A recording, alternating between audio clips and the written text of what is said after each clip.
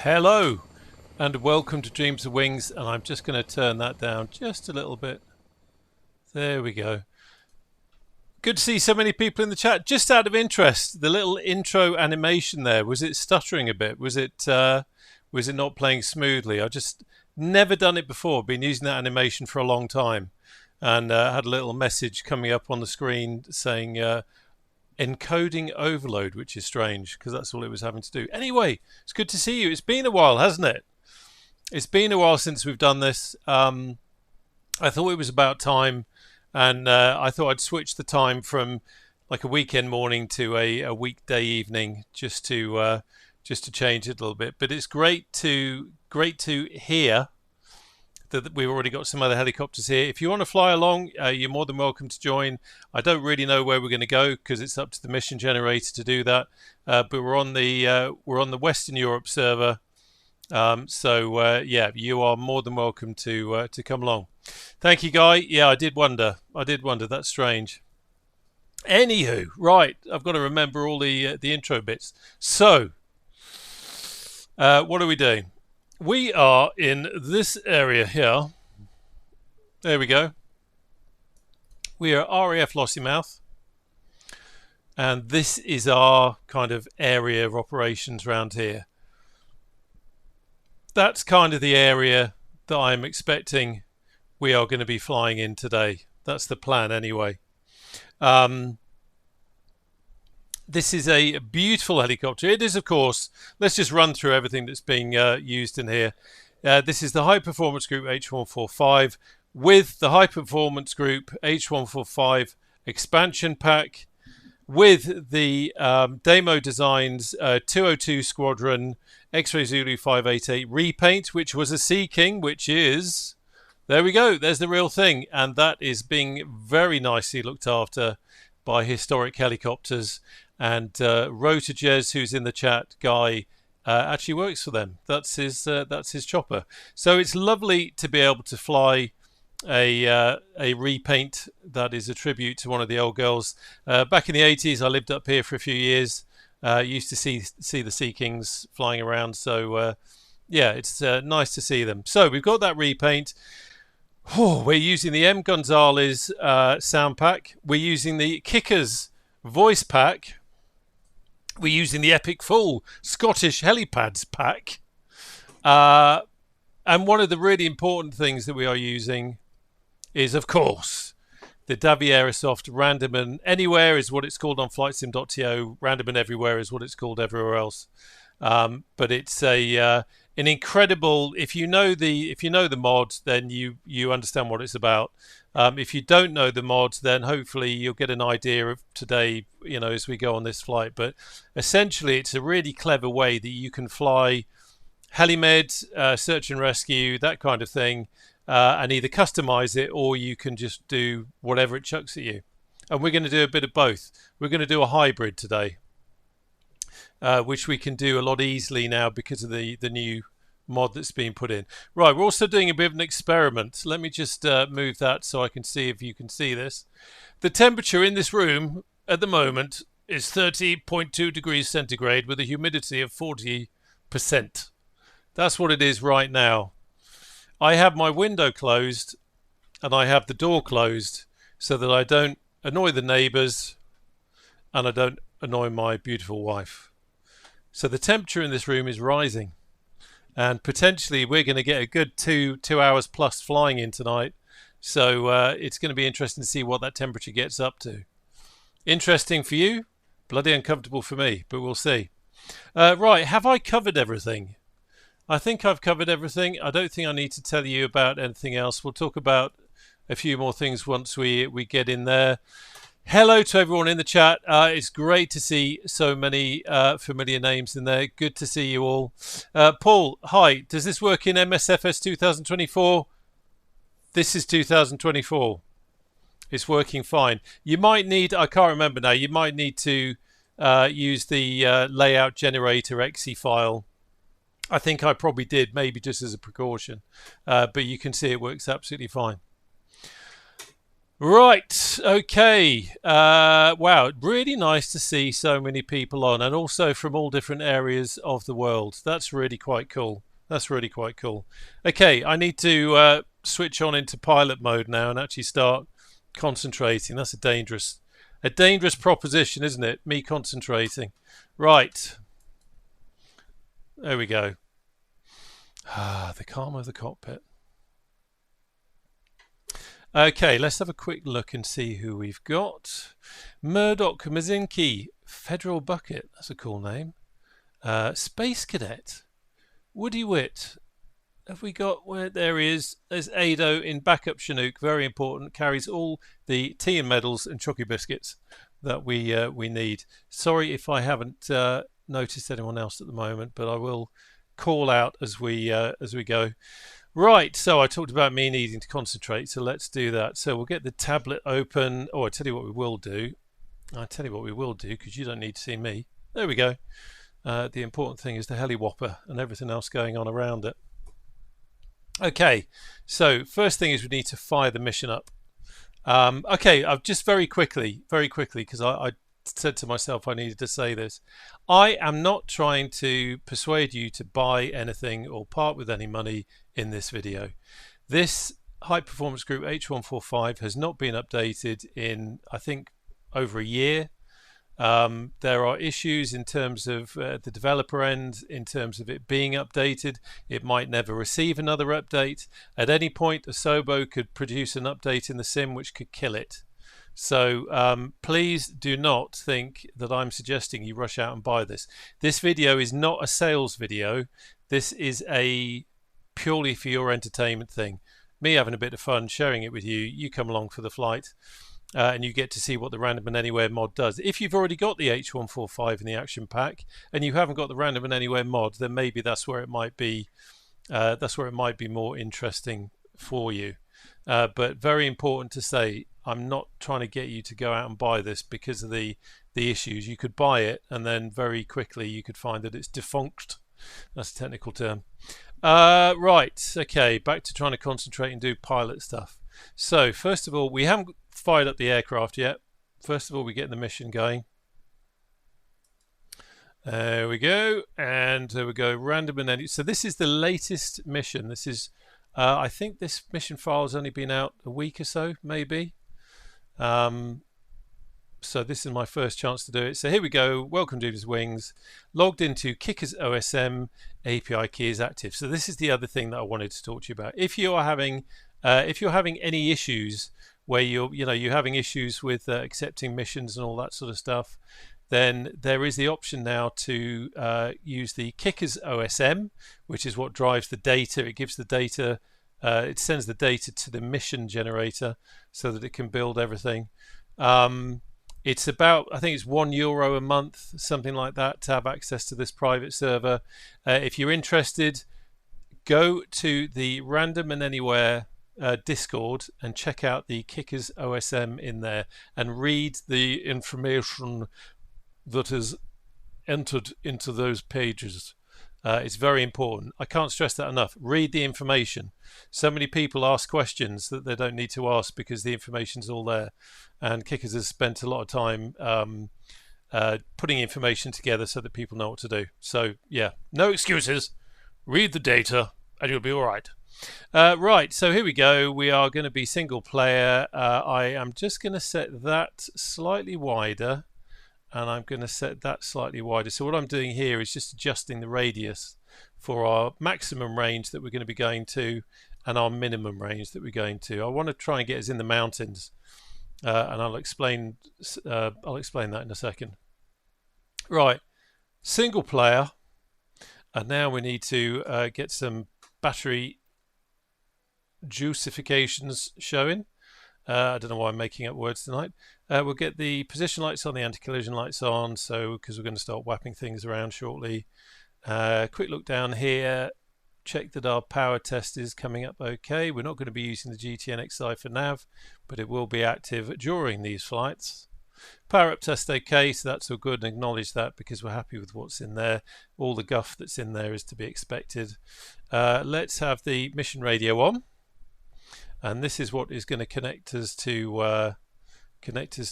the SIM, connect us to the SIM, connect us to the message, the rescue center. Mike, that's random and everywhere. It is. Well, it's random and anywhere on the flightsim.to page and random and everywhere else. Hence the distinction between the two. It does get a bit confusing. Right, press call to connect. We're going to connect and then we'll have a look over here. See what we've got coming up. That should change shortly once it... there we go. Wi-Fi connection available. We don't need that. And we're good. Right, where are they? There they go. Here's the crew. Look at them coming out, striding like the brave RAF chaps that they are. Well done, fellas. Well done. Okay, so we're going to go on a custom mission, and this is a new thing here. So we're a search and rescue helicopter. I only want to do search and rescue today. I don't want to be rescuing people from their toasters in towns and that sort of thing. Thank you, everybody. Yep. Oh, I'm trying to talk. You two. Oi. Blimey.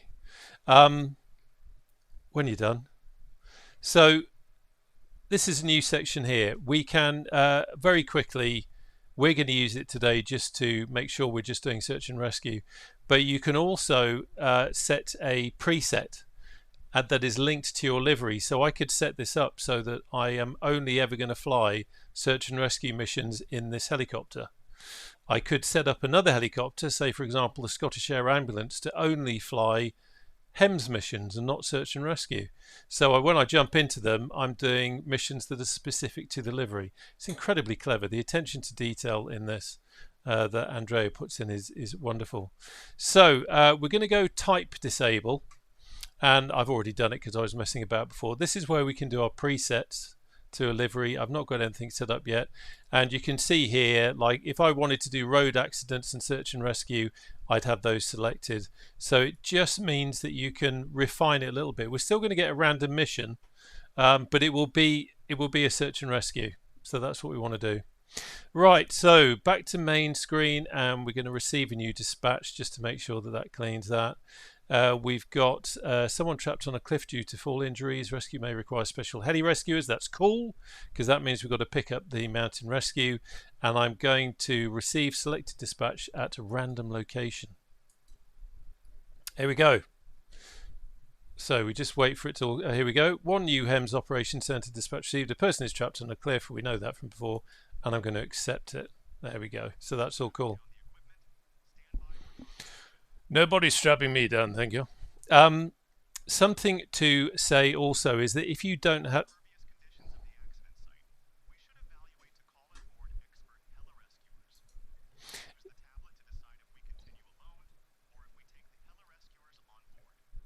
If you don't have the Kickers mod, the random and everywhere, anywhere mod is now optimized. So you're going to have a better chance of getting everything up and running. We're going to, yeah, we'll go for the heli rescue. That's all good. Happy with that, happy with that. I've set everything up where it should be. At least one injured, waiting for information, and person is trapped on a cliff. We knew that. Waiting info about rescue vehicles present. If you know the mod, this is all going to be repetitive for you perhaps, but just to make the point that that emergency vehicle or vehicles, depending on what's going out there, is actually in the sim. It's actually on the way to where we're going. So we're going to start engines. We're going to start 1, 2 in that order. And depending on which way you flick them switches is the order in which the engines start.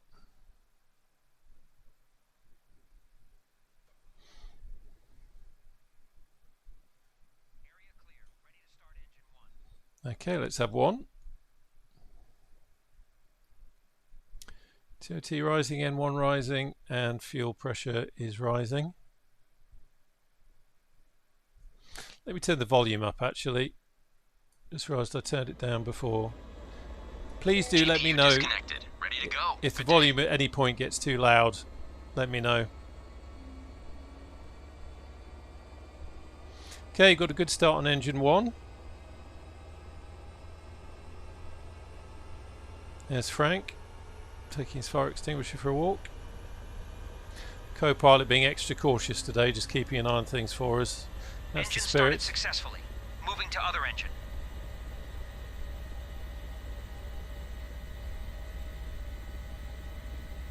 Engine clear. Okay, let's go engine 2 to idle. Airborne rising, torque rising, TOT rising, and oil pressure rising.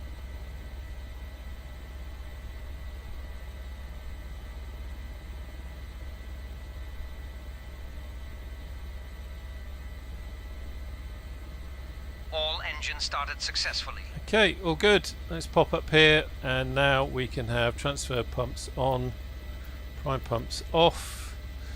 Hold on, Avionics performing on, leak checks. standby battery, LAVCS to pilot, we'll have pitot heat on just in case, and I'll put the strobe and the landing light on at this point as well. I'm going to put the lights on, we don't necessarily need them at the moment, but just in case it gets a bit darker, I will have those on, but otherwise we are all good. We will just quickly do Santa's sleigh bells. Fire. Engine 1, engine 2, fire.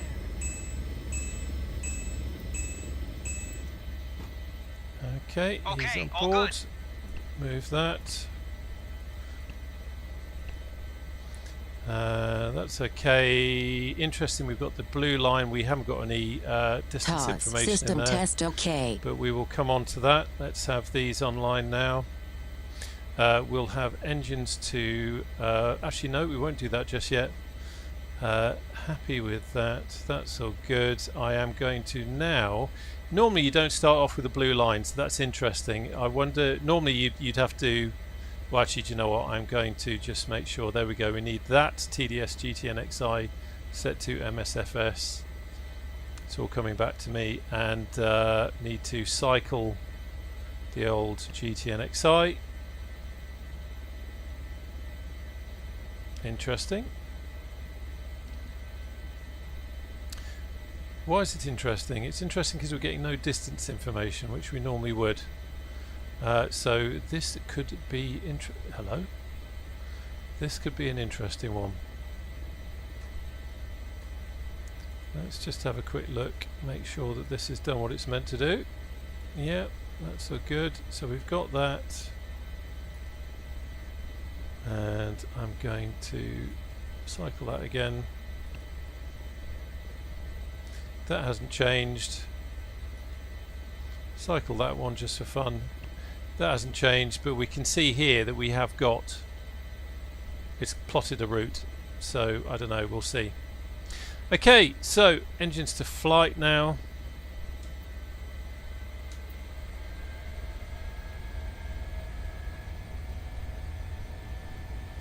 Watching everything spool up.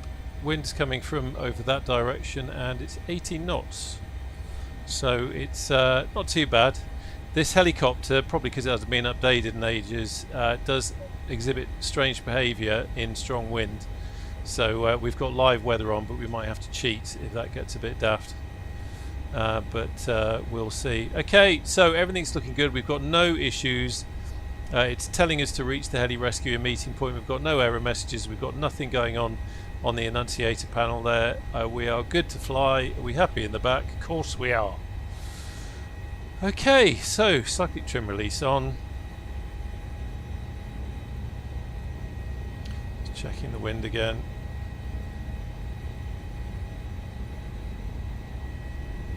Just getting a feel for it. Quick hover check. All good. Just keeping an eye over here because we've got a dirty great big post. So I'm going to come to the in front of the nose of the heli whopper here.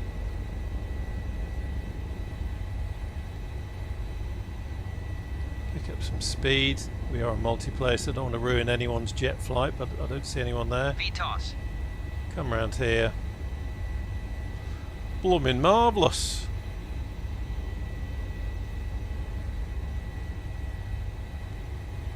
Interesting that we've still got no distance information. I've never seen it do that before.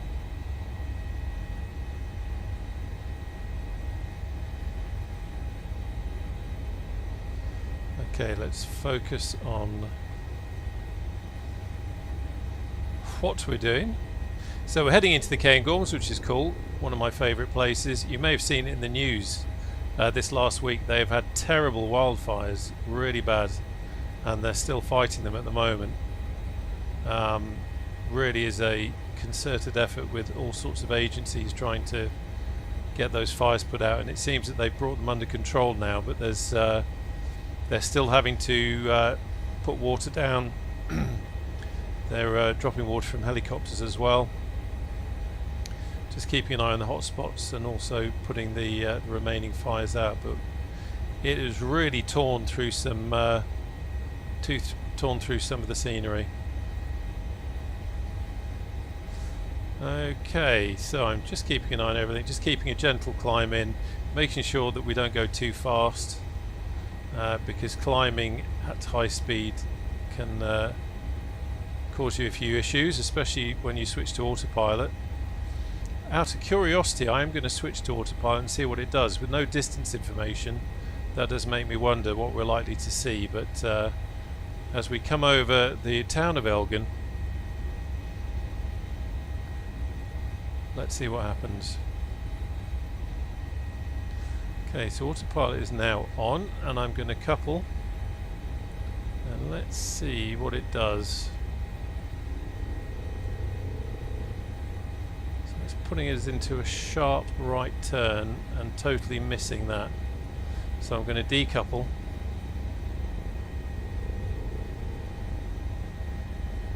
Obviously something not playing right.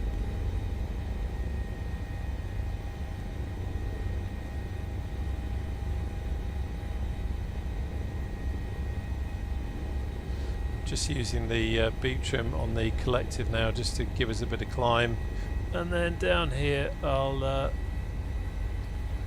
pop us into heading mode. There we go.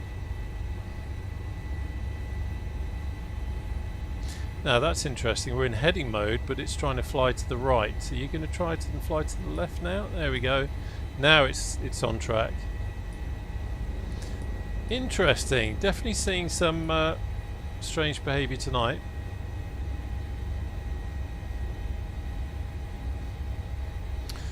Let's just have a fiddle down here.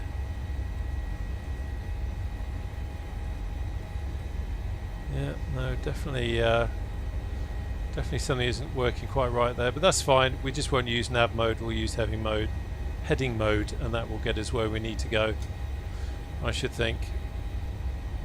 Whenever it does funny little things like this, it makes me wonder if it's one step closer to the day when it stops doing what it needs to do. So let's have a look. We've got nothing. Oh no, we have got a route. So we've got a route showing in all the maps, but just no destination.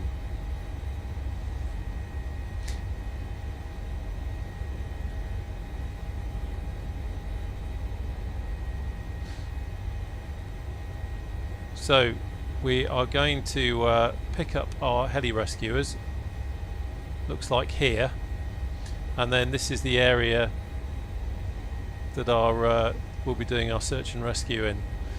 We have two areas at the moment, which again is something new, so interested to see what that's all about, but that's showing us the last known position, so I'm going to go with that, and if it may well change, we may get some more information as the mission goes on. Keep that climbing.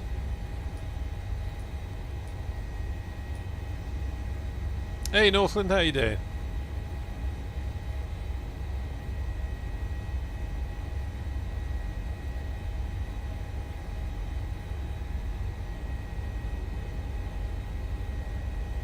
So I'm just going to have a little play and see if I can. Let's do that. Let's do that. Let's do that. No, that's not woken it up.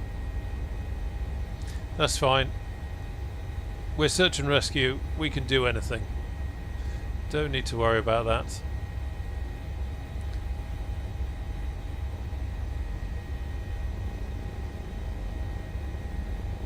Looks like the temperature's risen. I can't remember what the temperature was when we started, but it's now 31.8. That's 31.8 degrees. It's getting hotter, lads. Okay, just to fool ourselves, because it's going to do absolutely bugger all in here. Let's have the aircon on.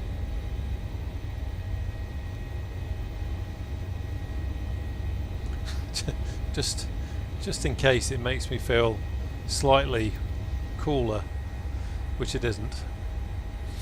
Family's Day down at Yeovilton. Oh, cool. 500. You should do a sightseeing tour in the H145 for the Lossiemouth families. Yeah, yeah. I do. I don't think I've ever had anybody who's actually out at Lossiemouth say that they are watching the stream. I had some people who used to be at Lossie, but yeah. But no, that's nice. I used to love Family's Days. It was really cool.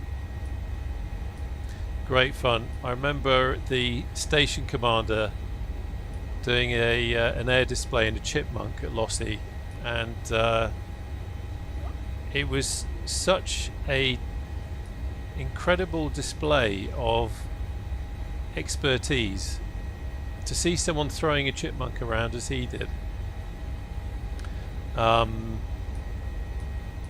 Yeah, just amazing. Probably the kind of display that you wouldn't be able to do these days. But it was damn impressive. Anyway, how the hell is everybody? Look at that. Isn't that lovely? Look at that.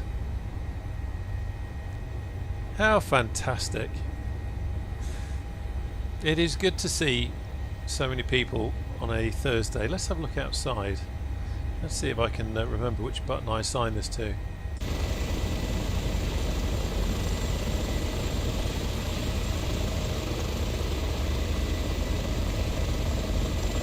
So we've got Supivo.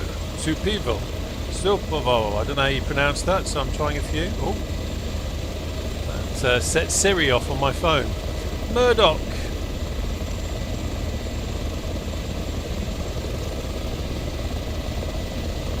Mazinki. That 427 does look rather good, doesn't it? Softball Brian. Space Cadet, Federal Bucket Tracer. Woody Witt, Biggin Hill, good to see you. Isn't it a lovely evening up here? This is live weather, live time. And of course Ado with the Chocky Bickies, tea and medals and all the stuff. What we need to be able to do this successfully.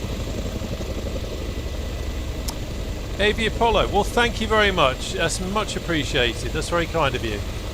I'm glad you enjoy them. That's what this is all about. It's an unmonetized channel. I don't ask you for money or Patreons and all that malarkey. It's just for the love of the sim. So it means a lot to me that people get something out of it. Right, let's kill the labels. There we go. Right, we can increase our speed just a tad. We're not particularly high, so I just need to be careful of that. And then get back on course. I'm interested to see when we get to when we pick up the heli rescue. I'm interested to see if our distance information down here changes at all. I feel that potentially there's a little glitch because we're picking up mountain rescue, although it's never done it before, so I'm not quite sure why. I'm just using my collective beep trim just to give us a little bit of a climb, just tickling that just to keep a climb in. As we're heading up to some big hills. Right, let's just adjust the course again. So at the moment I'm flying the helicopter using the beep trim hat on my collective and the beep trim hat on my cyclic. When I first started flying this, I used to hand fly it, and I got told off by real world pilots because in the real world they wouldn't hand fly it. They'd use the autopilot quite a lot. So I learned to fly it without it, and now I use the autopilot in what hopefully is a more realistic way doing this sort of thing. Scenery is looking pretty splendid tonight.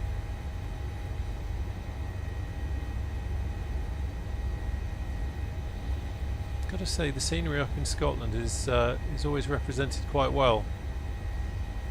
Always plenty of detail. Right, let's keep the climb in. Half cyclic. That is a well, as Guy said, yeah. I'm not going to comment. I would love a gazelle. A good study level gazelle would be so cool.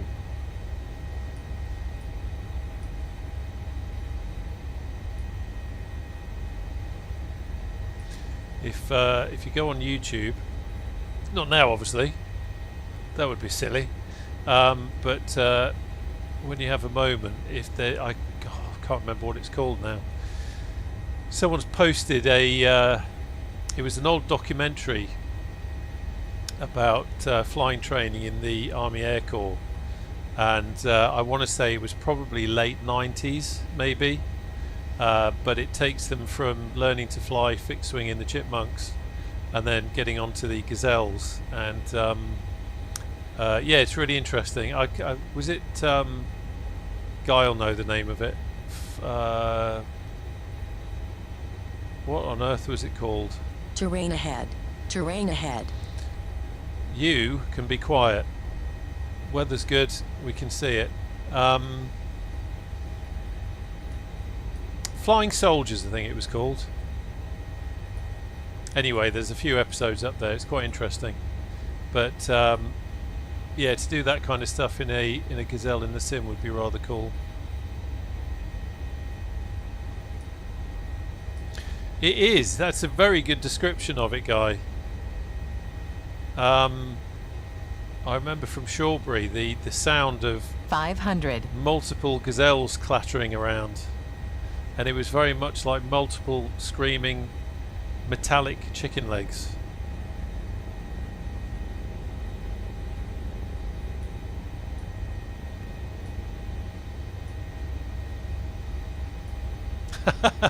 Upcycle it, yeah. It's one of those documentaries that quite often you mention it and people say, oh yeah, I've seen that a million times. Me too. Same as that what was it, the old combat pilot, the RAF flying fixed wing flying training series from, God, it was the 80s, wasn't it?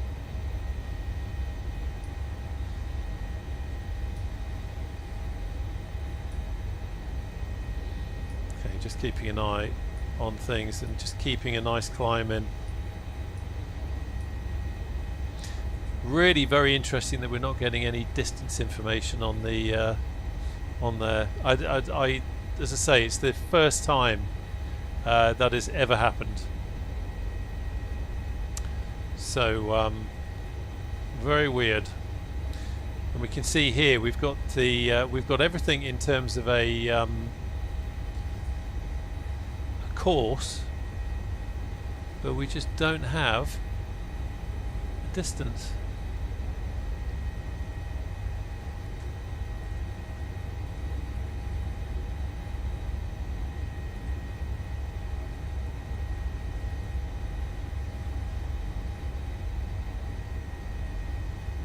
Yeah, strange.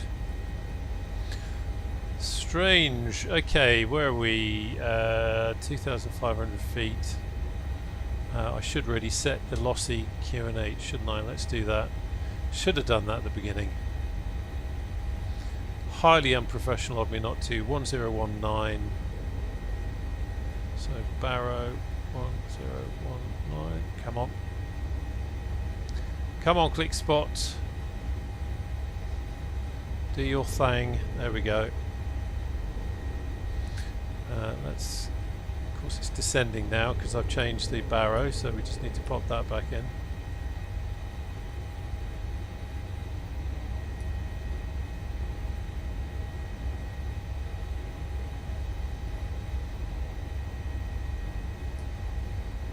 Oh yeah, definitely have cyclic. If you get an opportunity, that would be That would be quite an experience.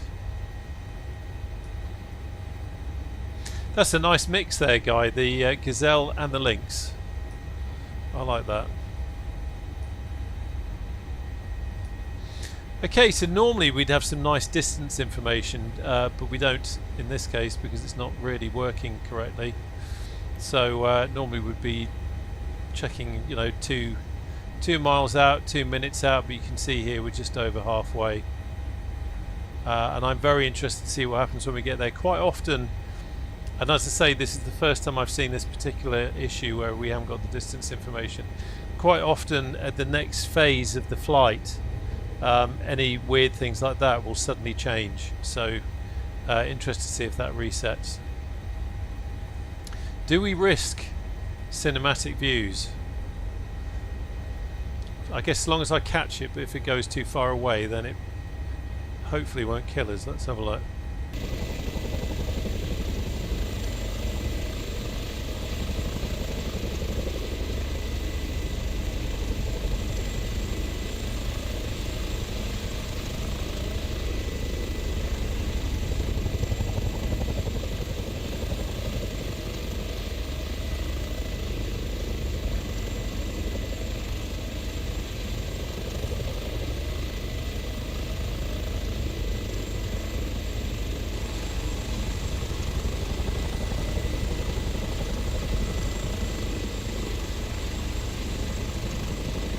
Just imagine there's some music going on in the background. You know, like this is the cutscene in the film where you get that dramatic music. Whoa!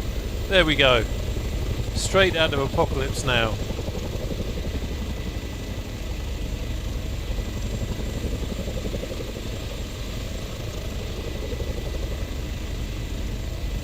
Okay, let's get back in and concentrate on things. Just checking our heading. Temperature is now 32.4 degrees. It's definitely rising, isn't it? As the great poet once said, it's getting hot in here. No, they didn't. I can't remember. What did the great poet say? It's getting hot in here. Yeah, it's gone. But the bit about removing one's vestments, don't worry folks, I ain't going to be doing that. We don't fly helicopters in the Noddy in the Royal Air Force. Thank you, Keith. Good to see you, mate. Good to see you. Yeah, it's been a while. Work has been absolutely mad recently. I can't even begin to describe how mad it has been. It is showing signs of getting back to some sort of normality, although definitely not there yet. But it has impacted my time for flying, and also, if I'm completely honest, it's impacted my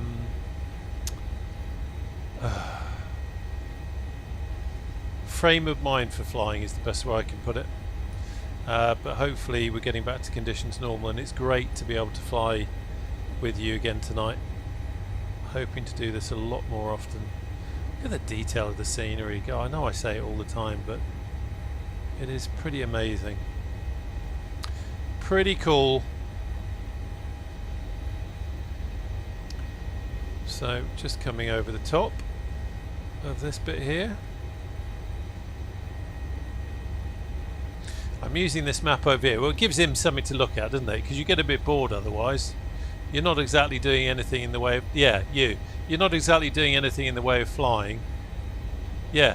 So give you a nice little map to look at there. So you can shout out, can't you? You can shout out as we get a bit closer, because we've got that nice 4 nautical mile circle there, which gives us a bit of an idea, doesn't it? Doc in the back there, he's got his sunglasses on, always looking cool. 500. Doesn't matter, rain or shine, Doc's got his sunglasses in. Yep, and we've got our winchman here. He's a brave lad. He is a brave lad. Okay. Just checking a few things. It would be embarrassing if it all went wrong. I'm going to just have a quick...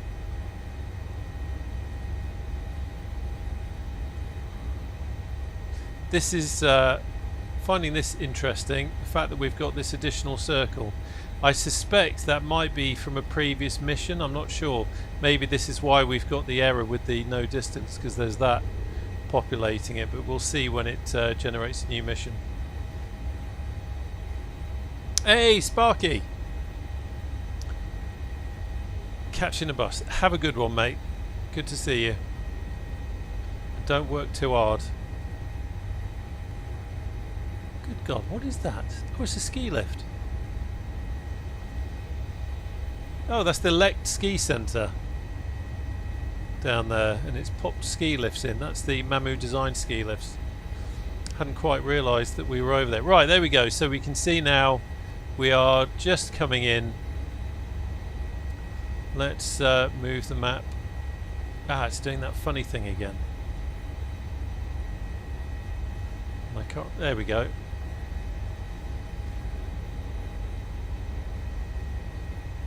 So I'm going to centre that there. Come back. Sort of. There we go. And then that'll give us a little bit of a distance information. But yeah, the Left Ski Centre. I'm gonna confess something with you now, because this is a safe place and all that. That, the Lech Ski Centre there, is the only place I've ever been skiing. I've only ever been skiing once. Can you believe it? Love being in the mountains and all that, but that's I've only ever skied once. Never been on a dry ski slope, but I guess I would have been maybe about 12 or so. Went skiing there.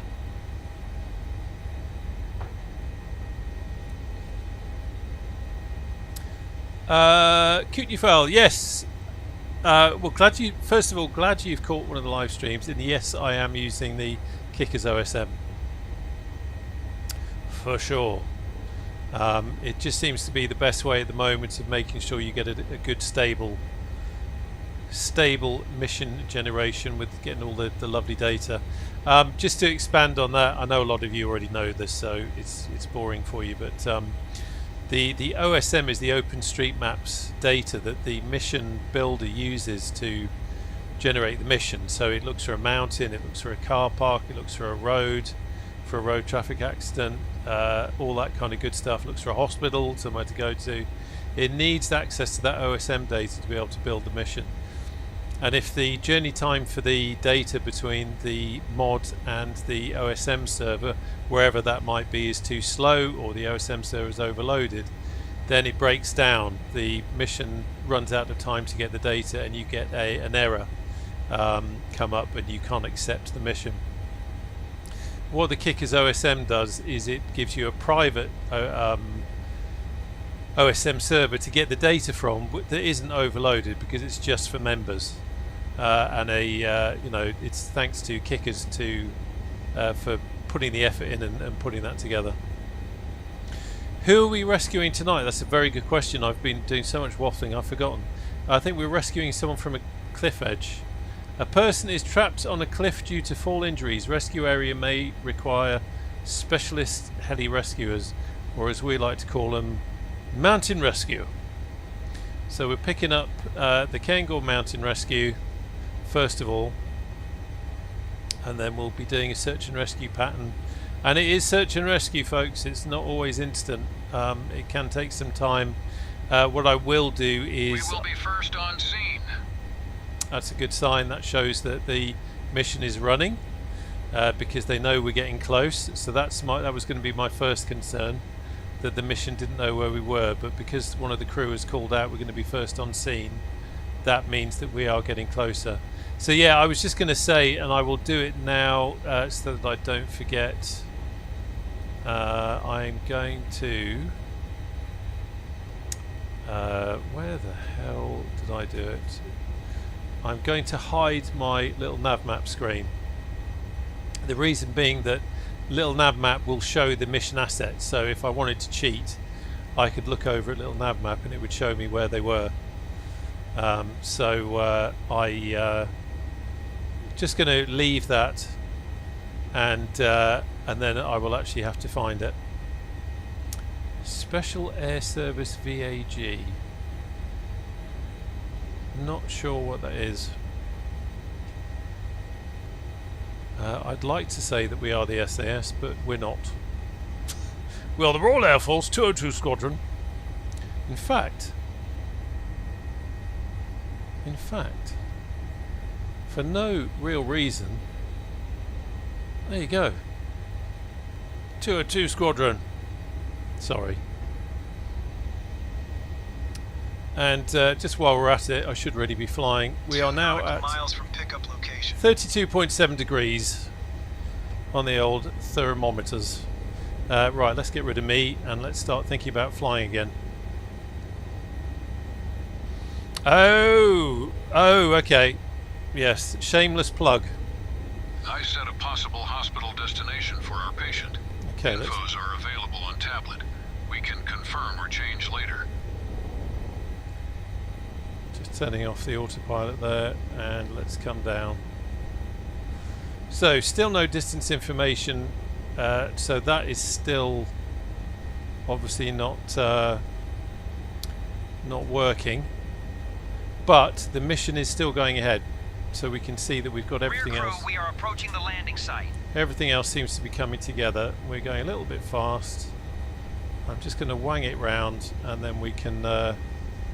I've got a feeling I've picked up mountain rescue from here before. This is looking 500. This is looking quite familiar.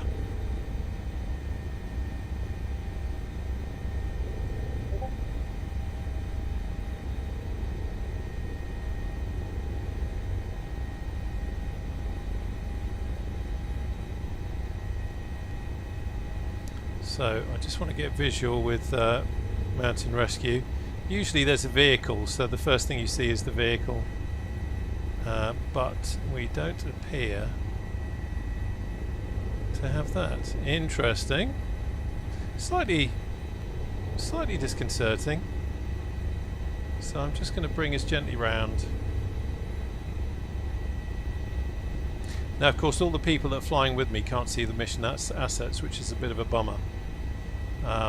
But they just have to take my word for it that there's something there. But let's see.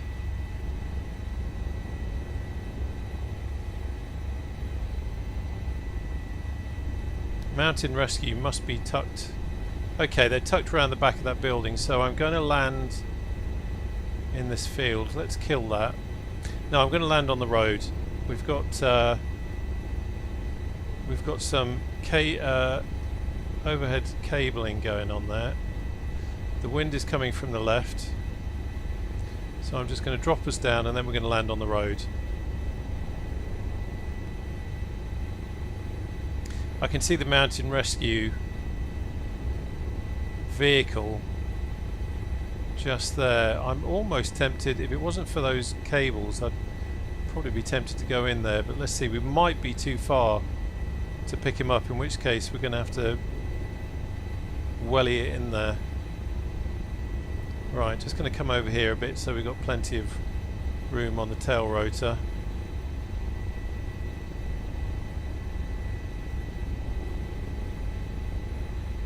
And just inch it over. I want to try and get as close as I can.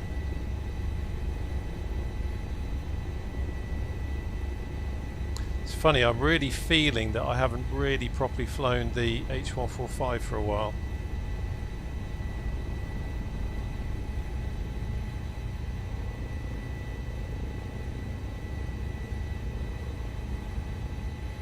Okay, let's have a look. So engines to idle, and let's see if we are close enough to trigger. Rear crew, prepare for ground operations. Should we go and have a look?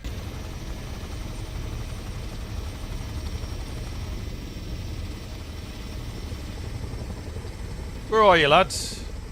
So here's the mountain rescue vehicle. Helicopter in position. Rear crew, you are clear There to he start goes. operations. If I really wanted to try and show off, I could have probably got the helicopter in there, but This felt like the safest thing to do, if I'm honest. And we're search and rescue, safety first.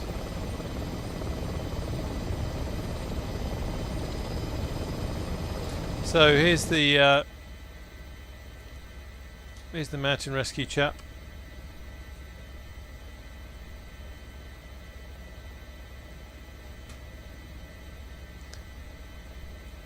So this is where we're going. Okay, it's doing that again. I always find if I click around on other screens, I've got two other screens, if I click around on them, then sometimes we lose the lose it a little bit. Okay, so it's up there. Crew boarded. Cabin ready to go. Okay, mountain rescue, are you in? Strap yourself in, fella. Okay, let's have engines to flight. Let's get the VMS page up.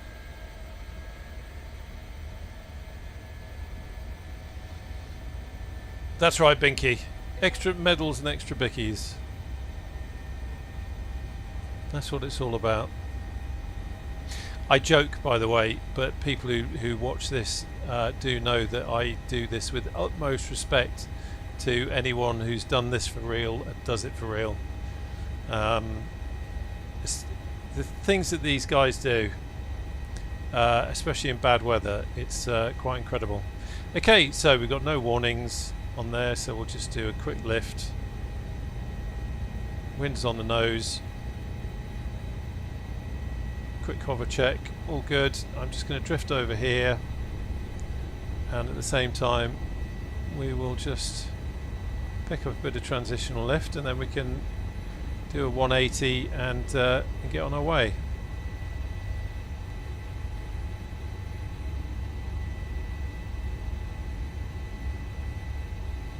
Gentle turn to the left. VTOS.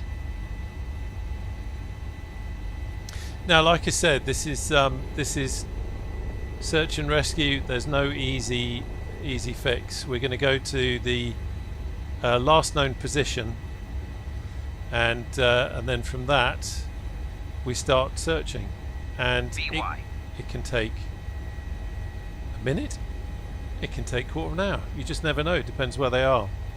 We're in the search radius now, so if we were really lucky we'd suddenly chance upon them. But the other cool thing is that the mod simulates your crew looking out for the casualty as well.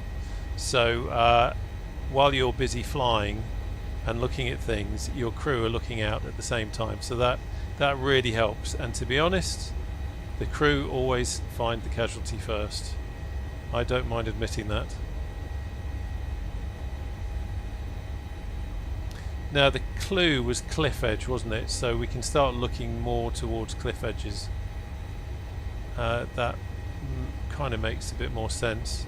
So we're coming up to the last known position now. So what I'm going to do is come back on the speed a little bit. Come round to the right.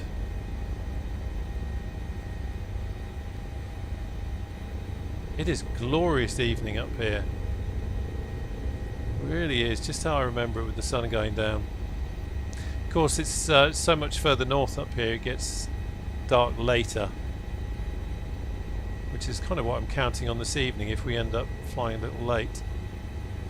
We'll see. Right, eyes peeled.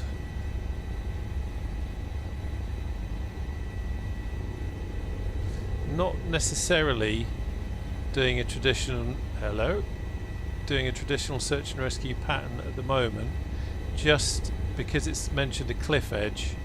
Just really trying to use a bit of the old common sense. Do you know what I mean?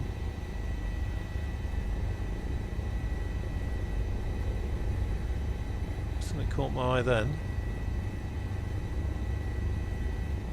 Is that just sun on those rocks?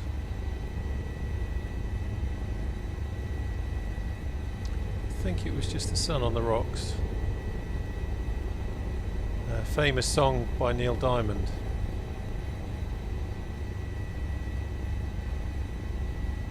Sun on the rocks, ain't no surprise. Dreams of wings needs to get a new pair of eyes. you go, you get all sorts on this channel. Culture.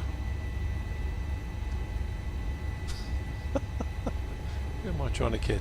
What's the temperature now? 33.2 degrees.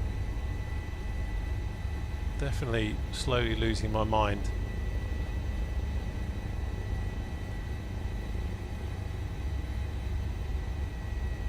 I just have a sense, because it mentioned cliffs, I just have a sense, a gut feeling it's round here, but I'm probably barking up the wrong tree. This is going to be one of those sorties where you think you know where it's going to be and you end up miles away from it. Okay, so let's I'm just going to drift over to this side of the valley now, because we've got the hills here, and we'll just have a waft around here just in case. By the way, I do apologise for my singing just before. I do tell myself not to do it, but it's either that or language Tourette's, foreign language Tourette's, I should say.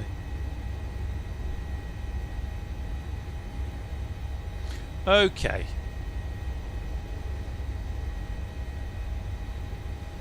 Let's watch the speed. Going a little bit too fast for this sort of thing, so cyclic down, nose back.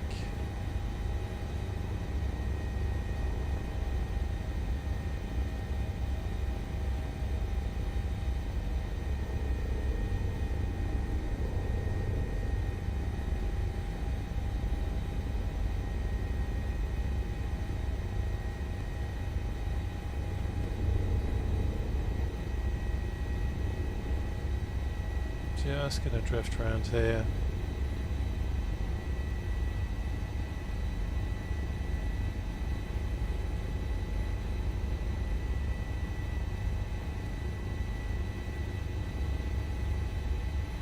Of course, the other thing with this kind of stuff is, and this is true to the real world as well, is when the eye doesn't have something to reference against. Say for example we dropped off our mountain rescue chap now and we're flying around and we've got eyes on him, then we've got an idea from the position of where we're flying of how big a human being is. Right now we don't necessarily have the benefit of that, so the eye is scanning but it's not tuned in yet to the exact size that we're looking for. What's that?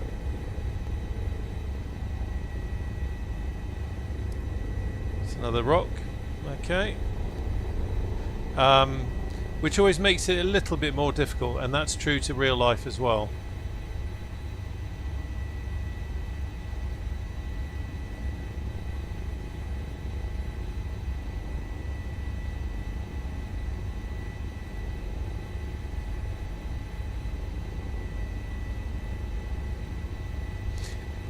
If only that was the case, Binky. That's the only thing about this that is a little bit frustrating. The Go-Getters Invest. Thank you for subscribing. Yeah, it would be kind of cool if you could do that. The fact that anybody who's flying with me can't see any of the mission assets or anything like that is a little bit disappointing. So we've got more terrain here that potentially could be described as cliffs. Just watching the speed again, don't want to go too fast.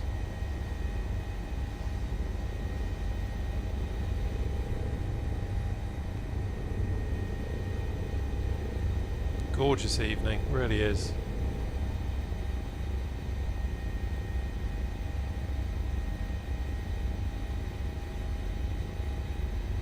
It's funny,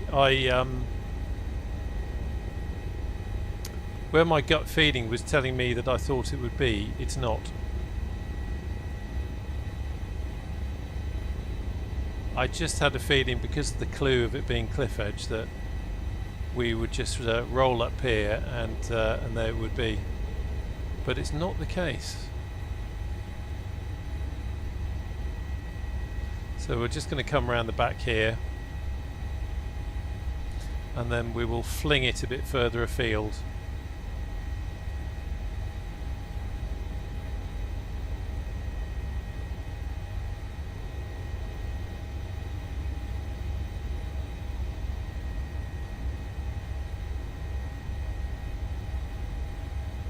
I'm just going to come over the top here actually.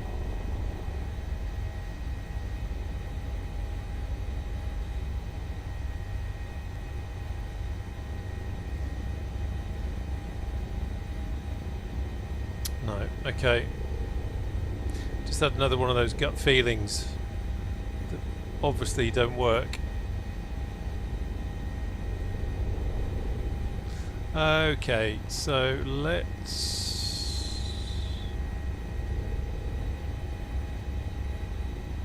wing over in this direction.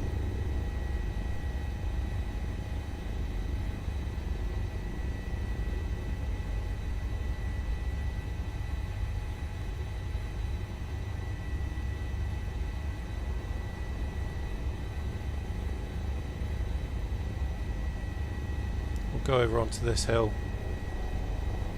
just in case.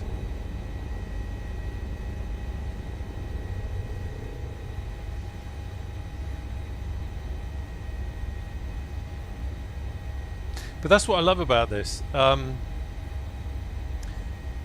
It's why search and rescue differs from doing the HEMS missions, because the HEMS mission you just fly to where you need to go and pick up the patient and all that kind of thing, whereas with the search and rescue you are having to search and rescue. But I quite like that. I find it quite relaxing in a funny sort of way, and flying around the Highlands on a summer's evening is quite nice. But it simulates the kind of hurry up and wait aspect of it.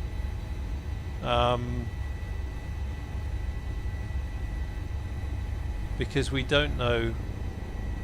A rock, yeah. We don't know where they're going to be.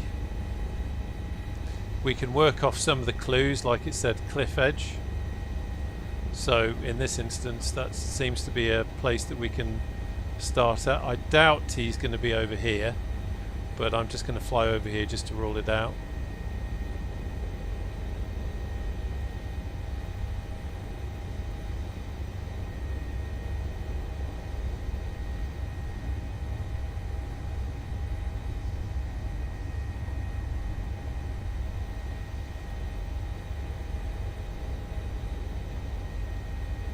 Back on the speed a little bit.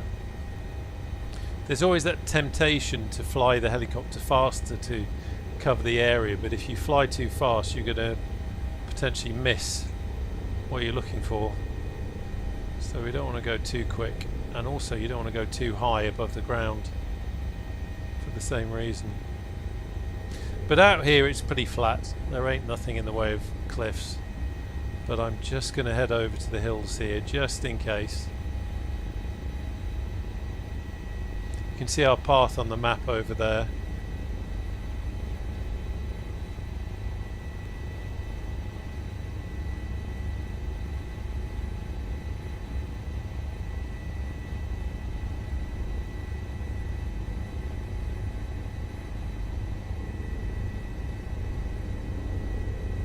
over. Of course, in 2024, because of the extra detail on the ground, the rocks, it makes it that bit harder, because you can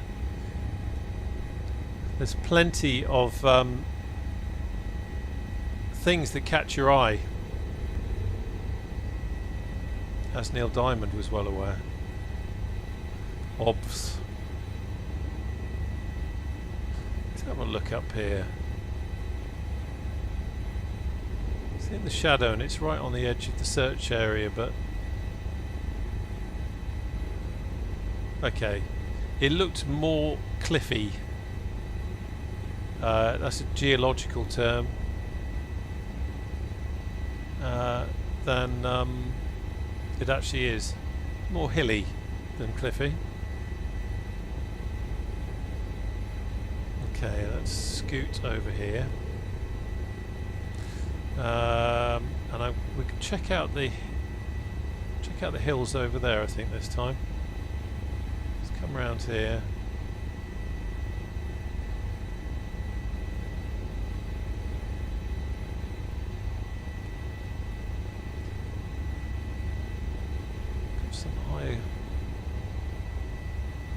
gradients here, haven't we?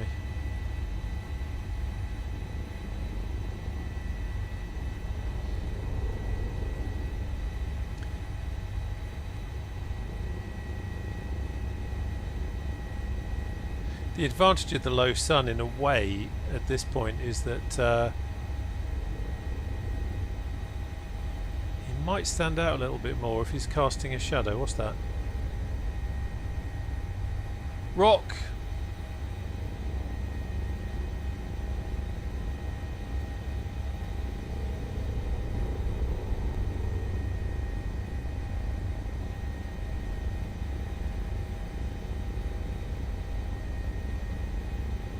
So we're actually heading in the direction of the where we picked up Mountain Rescue. Let's have a look round here. Just a thought. It's right on the edge, but there looks like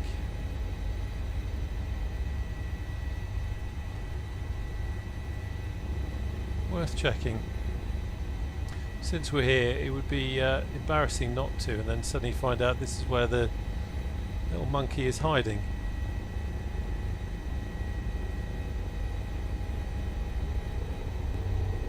No. There's our fuel. Fuel's good.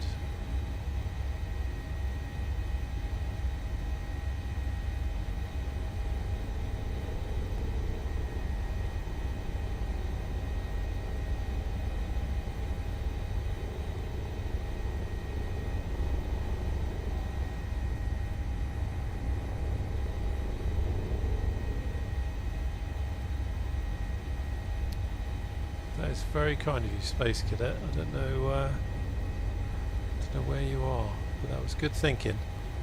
Looks like we've got a distillery down there. So if anything, we can go and get some whiskey. So we're about to overfly where we picked up Mountain Rescue. What I'm going to do is we'll come over here.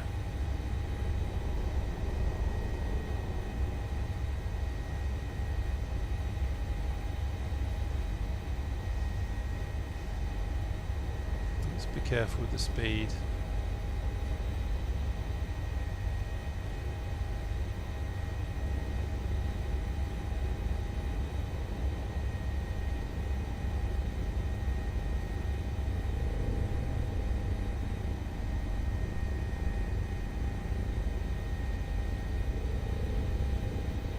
This would be insanely difficult if it wasn't for the fact that the crew are helping. I can't imagine trying to, if you actually had to spot casualty yourself and fly the helicopter, it would take forever.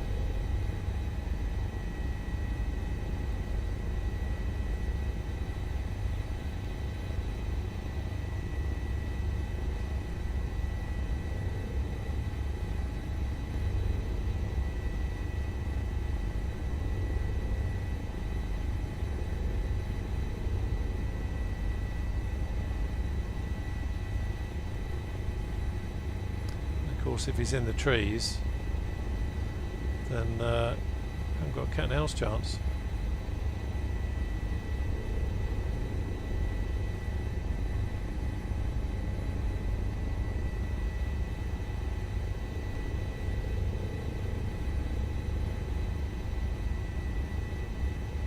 So, gut feeling is not working tonight. If we were out in a flat area and we had plenty of time, I would program in a search and rescue pattern on the GTN-XI and then just whack it onto that. And but with the hills here, it's really not suitable for. We're not out at sea where we can just do that, so we're going to keep hand flying it. Let's have a look at these hills here.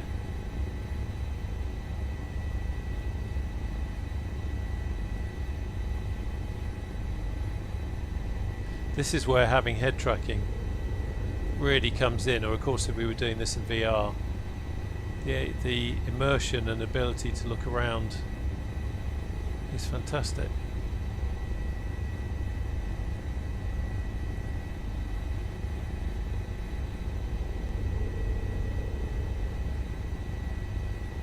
So they're definitely cliffs. So it kind of meets the type. Oh, I believe we found something. okay. Check on tablet. Rear There we crew, go. we are approaching the landing site. Crew's got Yes, him. confirmed. We found our target. So I would say we're probably going to be winching. But I need to get eyes on first.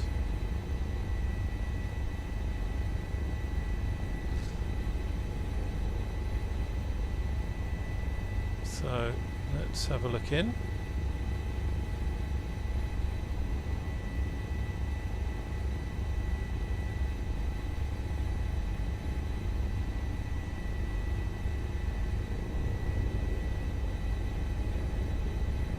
Just going to change the direction of the nose just so I can get a slightly better view.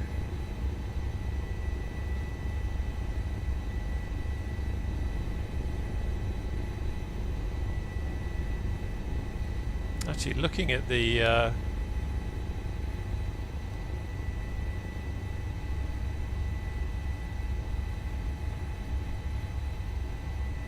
at the map there, he's a lot higher up than I anticipated. I thought he'd be more down towards the bottom because of gravity. I thought he would have fallen down. Okay, I'm just going to pop it there because according to this we're overhead. So let's get the...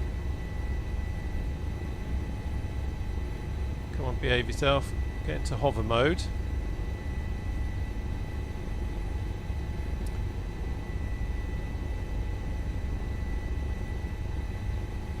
For some reason, I wonder, we haven't got an override message. Doesn't seem to want to go into hover mode.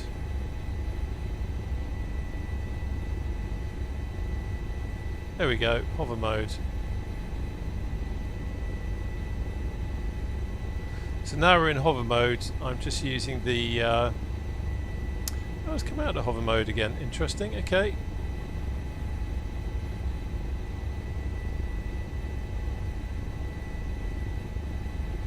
Not happy with that.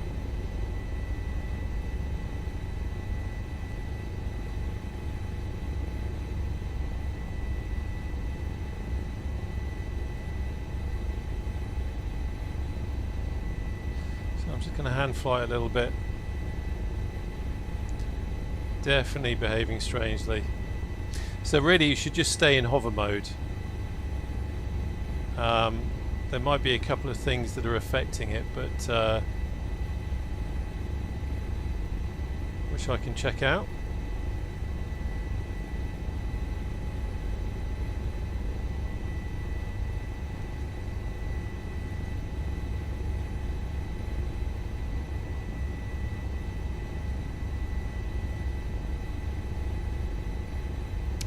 Okay,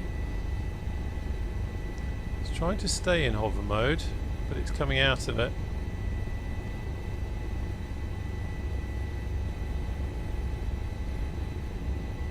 And it's not giving us an option to hoist.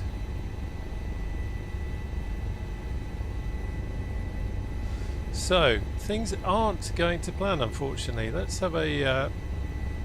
it's not the autopilot off. Let's have another look. We should get a little message up saying about hoisting, but we're not. So let's find the casualty first.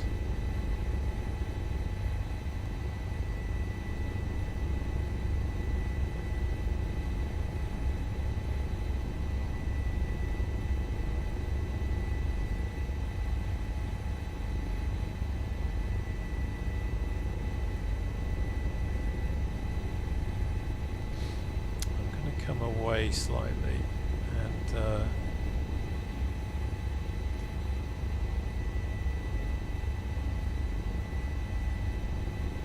see what I can do.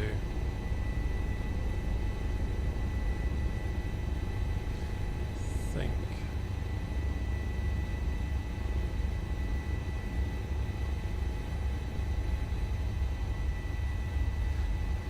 Just really want to get visual with the casualty first.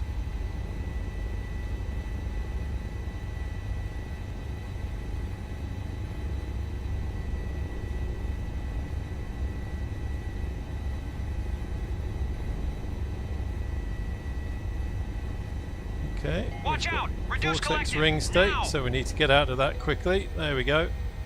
Rear crew, prepare for ground operations. That's all good.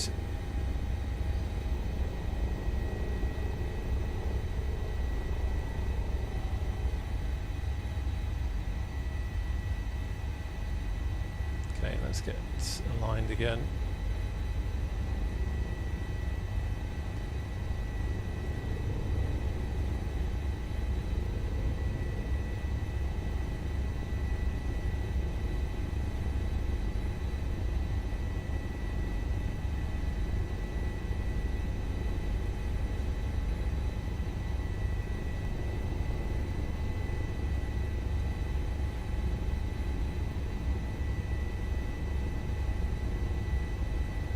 Okay, I'm interested that it won't stay in hover mode, so I'm just going to try something.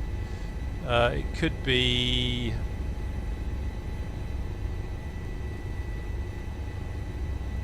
So we've got nothing going on there, so that should be alright.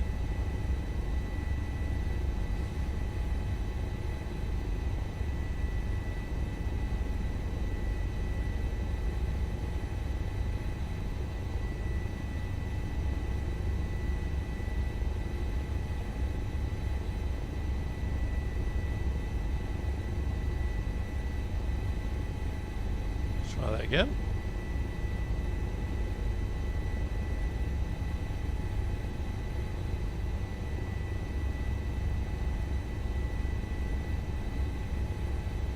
It does not want to enter hover mode for some reason.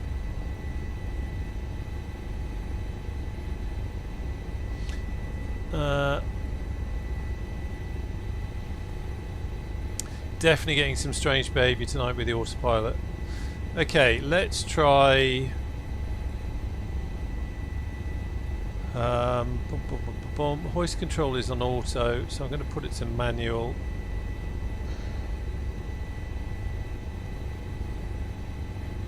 I have no idea if this is going to work, but I'm just trying to work through the problem, really.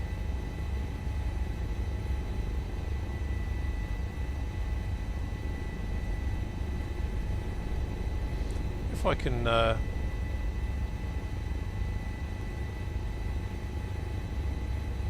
if I press the button here... I never used that.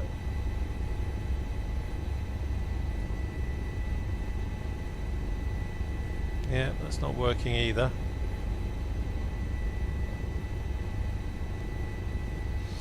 Yeah, I'm kind of really not sure what's happening.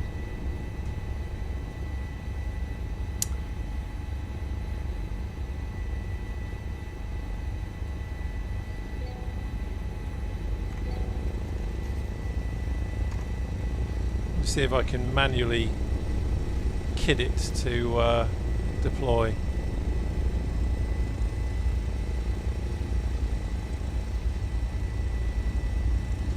Just fly away a second.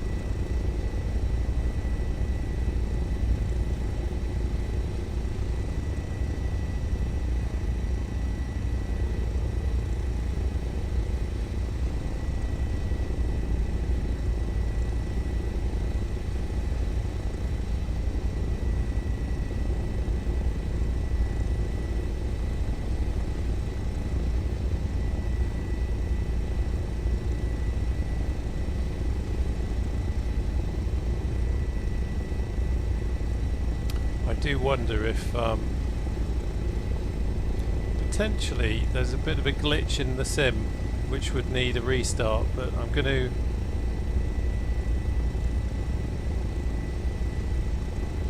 manually lower the winch.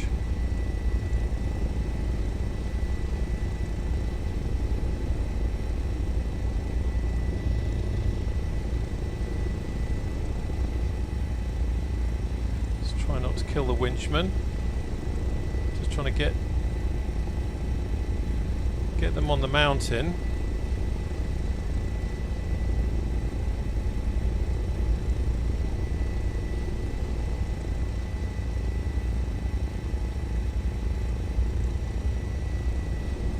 Yeah, I don't think that's working. Okay. So we're going to bring him back up. Let's give him a thrill. Won't fly too fast. And let's reassess. Winching is not working.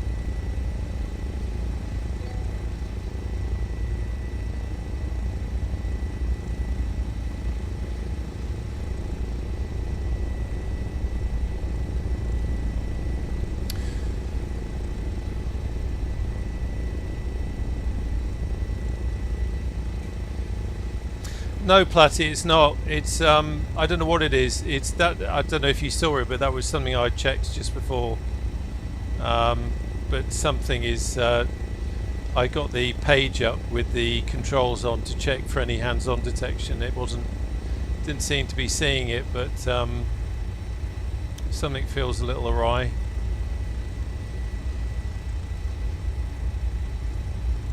So we're going to have to land, which isn't ideal, to be honest.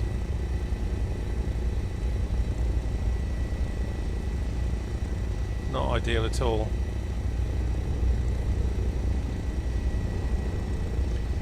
The fact that we didn't get any distance with the on the mission and the way it's behaving, it makes me think something's not quite right.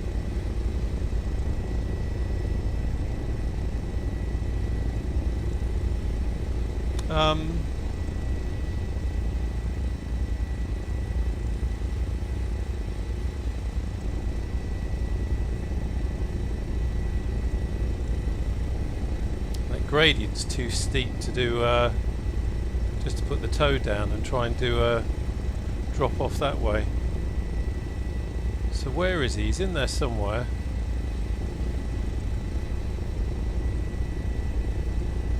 I still actually haven't seen it, but sometimes where you get a steep gradient like this, they can actually be under the mesh.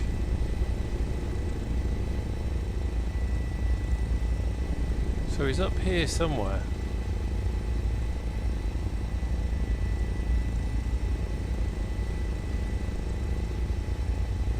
We should have had a message come up on the map top right saying, giving us the option to hoist, and we haven't had that. That's the first time that's ever happened. So this is definitely a flight of first time things. So the casualty is in here somewhere. I suspect he's under the mesh or hidden in the trees, but I wonder, let's just walk it up here a bit.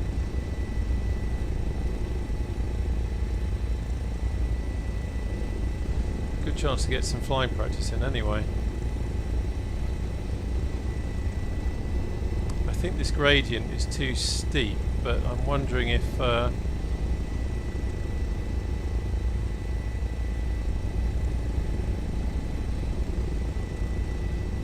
this feels like an absolutely idiotic thing to do, and it is. So I'm not going to do it. I was contemplating setting down here, but it's just such a steep angle. What happens if we put a see if we put a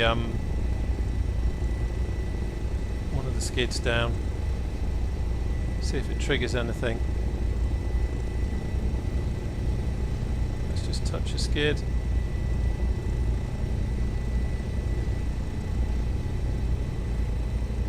Yeah, rotor's getting a bit too close for comfort there, I think. So we'll scrub that idea.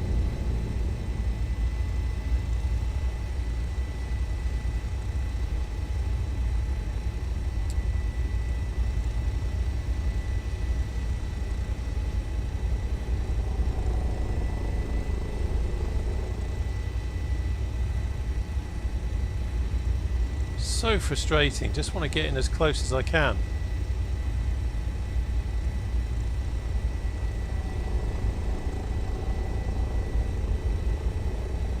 And there isn't really anywhere that's nice and flat. Probably down here is the... We're probably going to be too far away, but okay, I'm going to give it a go. We'll give it a try.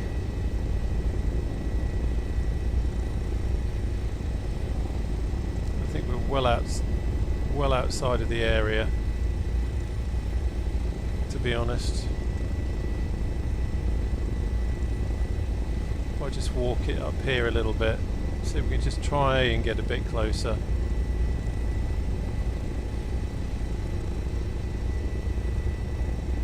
Over there, that's too steep. I don't think it will accept this, but I'm going to give it a try.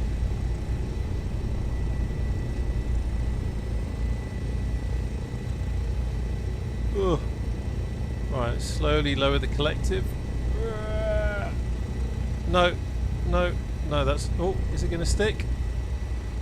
Okay, it's stuck. Okay, I do not have much hope for this. Let's cut engines to idle.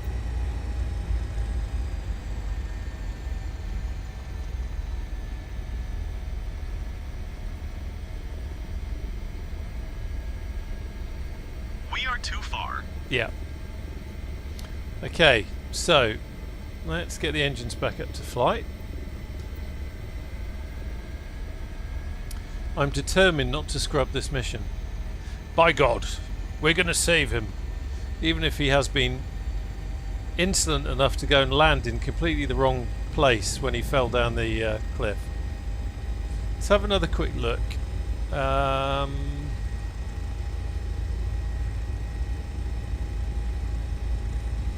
So hoist is on auto. We've got MSFS, that's fine. That's all good. Let's have another look at setup. We've got no overrides on there. That's so you can see that I'm moving the pedals, but we've got no issues there. Cyclic is fine, and collective is what it is. Okay.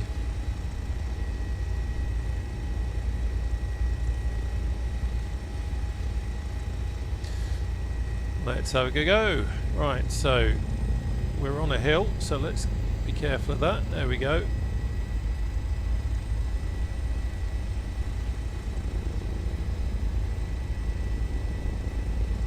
Now that I've got rid of the cancelled track history, I wonder if I fly into here, if that will do anything.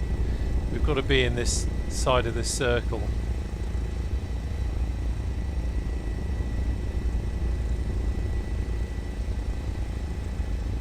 Beginning ground operations, please wait. But we're still not getting the hoist. And I bet...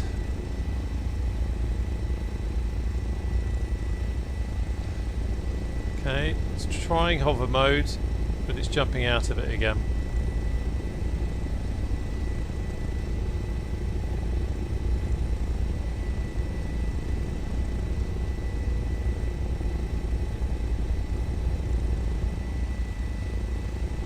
I hate to say it, we might have to scrub this mission.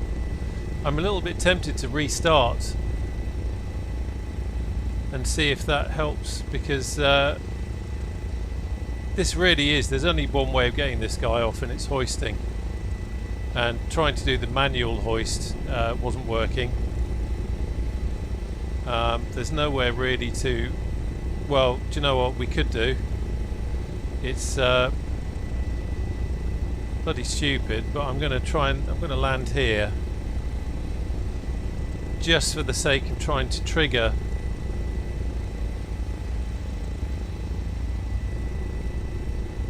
something. I have a feeling we're going to slide off,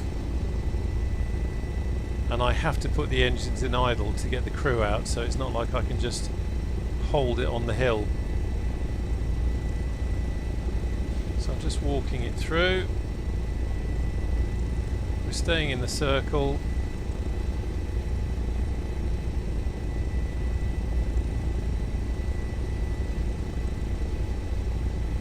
Looks like a fairly flattish spot. Flattish. It's not flat, but it's, you know what I mean. Okay. Let's put her down. Let's not hang about. And are we going to hold? We're holding. We're inside the green circle.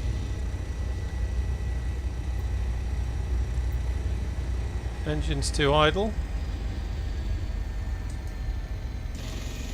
Bloody hell.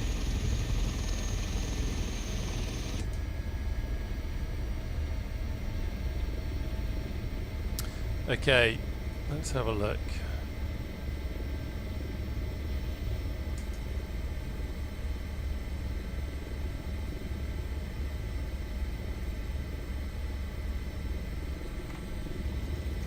That's a good sign.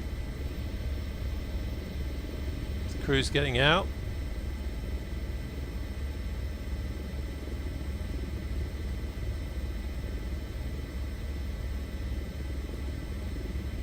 Stow the hoist. So first thing is the mountain rescue chap that's got out, and he's going to go and have a look, and he's going to make sure that the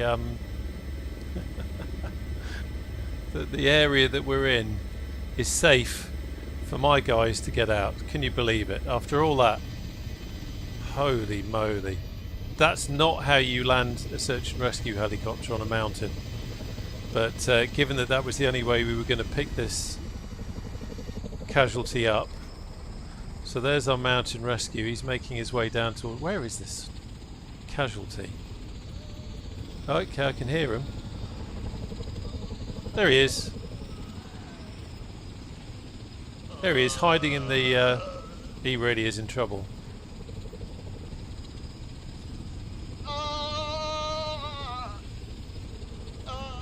There we go. But that's what I'm talking about. Not easy to see those legs sticking out of the grass. Although looking at it now it's bloody obvious, but there you go. Anyway, Mountain Rescue's going to do his thing. We're up here. Yeah, really strange. Really strange. I've never seen the helicopter do that before in terms of not going into hover mode, and also the fact that we're getting no distance information here.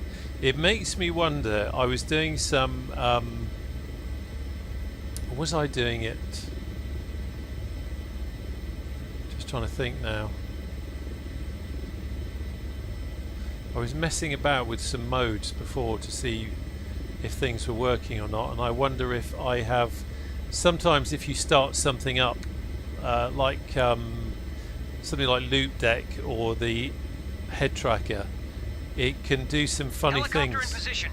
Rear crew, you are clear to start operations. There we go. That's Mountain Rescue saying that they can go and do it. Go on, lads. Go on. Oi. They're not convinced. I think they're a little bit scared by the angle. Time for ground there they go. Please stand by. So let's quickly. So we got 50. Where we go? Let's get the right page. Info from Doctor. Estimated ground operations time is 3 minutes. So I'm not going to close the engines down. We're going to stay here. We've got a 55 years old male. He's trapped on a cliff due to fall injuries. He was very inconsiderate in falling in a place where it was hard to spot him, and we weren't able to winch. Not impressed with that at all. So let's get the medical diagnostic page up, and as time goes on that will populate. As our guys get to him and start working on him, we'll get some more information there. But such a shame. This would have been an ideal winching scenario. It would have been great to have done that. By the way, if you're interested, temperature is now 34.8 degrees. That's 34.8 degrees. Humidity 41%. It probably got a lot hotter in here after me trying to find somewhere to land. I guarantee someone will join the stream at this point, or if you're watching this on the recorded version, they'll have been skipping around not watching it, and they'll say, "Oh, why didn't you winch?" You don't land a helicopter like that, you winch, use the hoist. Well, if you are just about to type that, watch the bloody video.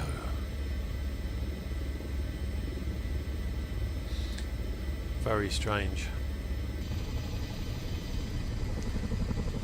That's nice, isn't it? Lovely Huey. And a lovely Chinook. I'm trying to be careful with the... I'm in drone mode. And sometimes if you fly too far away in the drone from your helicopter, the helicopter does weird things. So I'm trying not to provoke it. Where are they? Here they are. So there's my crew. Look at them. They are all using the magic sponge. They're all using their healing powers to sort this fella out, so that we can get going. And I will be glad to get going. I do not like being perched on this side of the mountain. Right, what do we got? John Doe. We got a name now, although it's fictional, obviously. 55 years old, male. I can see the heart rate just came up because they've got him hooked up to that. We've got the oxygen saturation level, which is quite low. He's unconscious, which is not a good sign, and I would say the amount he's bleating, I would dispute the fact that he's unconscious. And he's code 2 being immediate risk of serious injury, and he's got a life score of 48, 0 being brown bread, 100 being why are you wasting His Majesty's Royal Air Force time, there's nothing wrong with you. So 48 is somewhere kind of in the middle. Okay, I'm glad to see we've still got the air conditioning on in the cab, which is doing nothing for me in the room. But isn't it a gorgeous evening? Do you know what? Do you know what I'm going to do? I'm going to be a little bit cheeky. Oh, co-pilot's gone as well. They've all gone. So we're going to be very unprofessional now.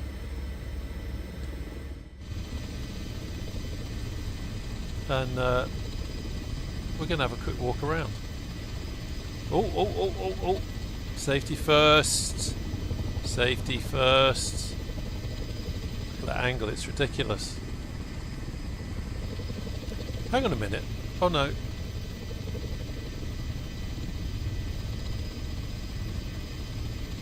Where's he off to? I'm just loaded. No, they're taking the stretcher. Okay, we got time. Let's just take a walk.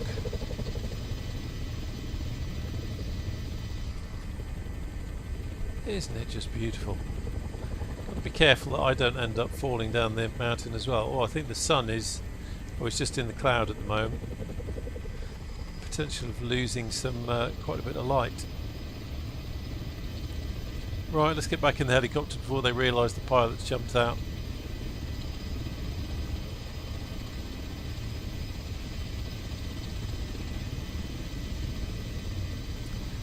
They're all walking around.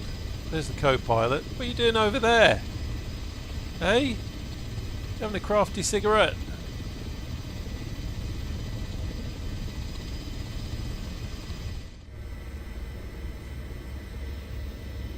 Okay, quick look around. Fuel's good.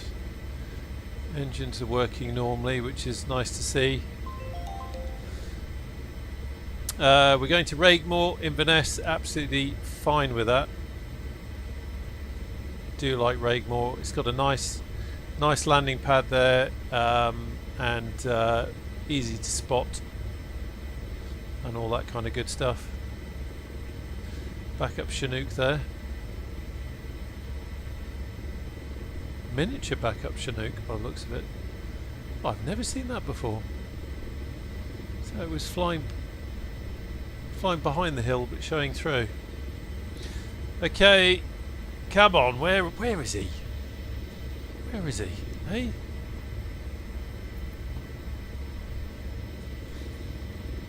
Oh. There's co-pilot. I'd recognise that face anywhere. Here he is. He's bringing the stretcher now. Right, let's close the door. Close the door.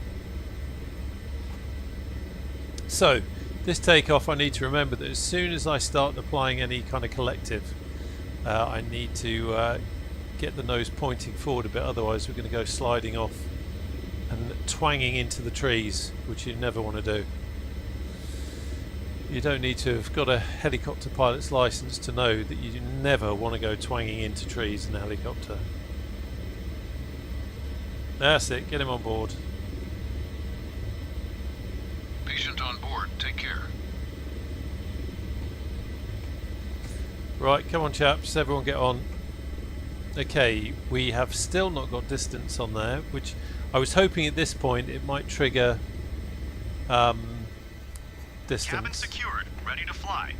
But still nothing. Okay, never mind. Not going to cry over it. Okay, patient is in critical condition code 2, so we do need to get a wiggle on. So I'm going to put the engines up to flight. Let's keep an eye on those.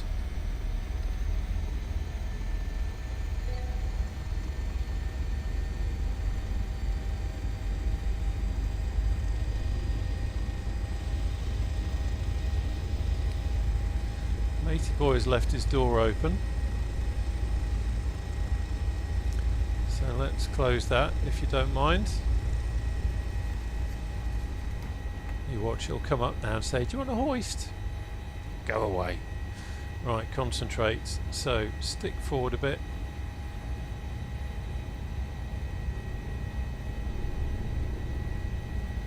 And let's get the hell out of here.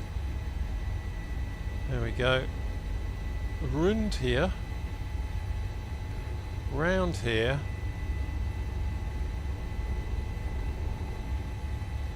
VTOS. And away into the sunset with our broken helicopter.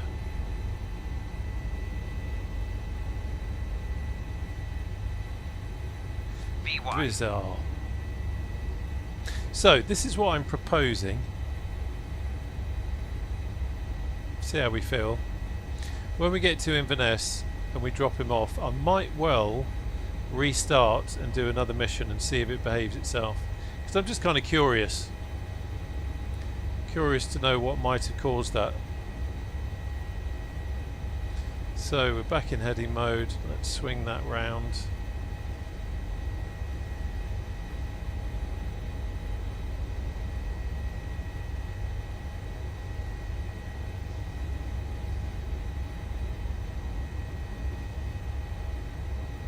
$500. Okay, this is what we don't want. You see the let's come back on the speed. The autopilot was about to overtalk itself.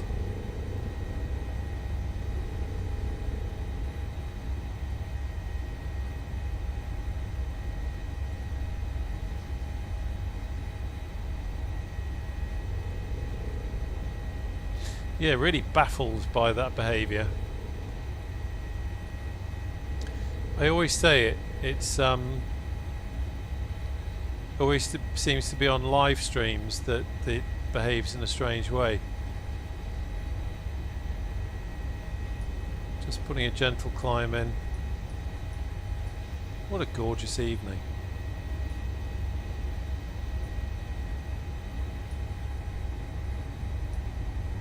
Back up Chinook over there. I suppose you've got any H145 autopilots in there, have you, Ado? Something makes me think I might have to swap this one out.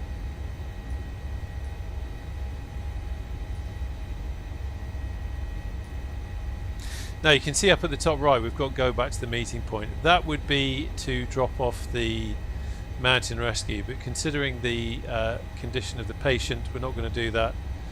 We're going to fly to Raigmore, and we're not going to fly him all the way back here. And I seem to remember recently on a stream talking to someone who had served up in this area doing search and rescue, albeit I want to say it was, might have been Coast Guard or possibly Navy. And they said no, we wouldn't fly the mountain rescue guy back. We would 500. We would buy him a coffee and he'd get a taxi, or someone would come and collect him from the hospital. So that's what we're doing. So keeping the climb in.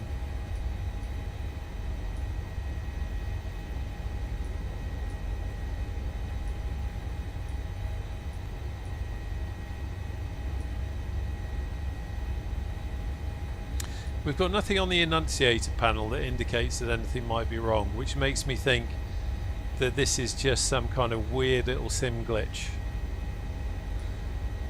Something is not quite connected up, and that's what I think a restart will probably help, because there's nothing wrong up here.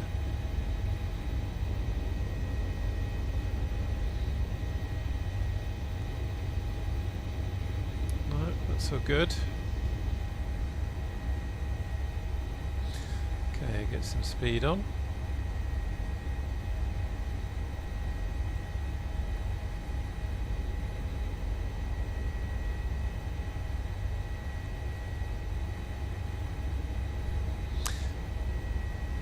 Yeah, Lars, I've heard of that. I think at the moment you can only do it in certain areas, can't you? So I must admit, it's not really appealing to me at the moment. Although I've heard that it's quite clever. What I love about Random and Anywhere is that you can do it anywhere, and I just happen to love doing it up in this neck of the woods.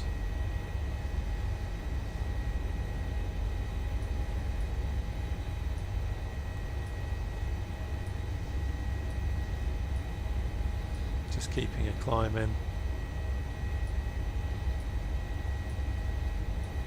500. It's interesting how some things seem to be working okay, but not everything. I certainly have never had hover mode do that. Not when everything seemed to be everything else seemed to be working okay, that would, or anything that would stop it from working.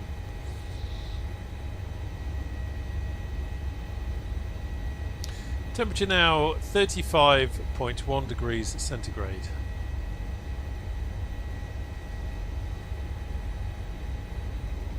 Oh, that's interesting, Boydo. Be interesting if it starts to cover up here. I mean, look at this, just beautiful up here. Stunning.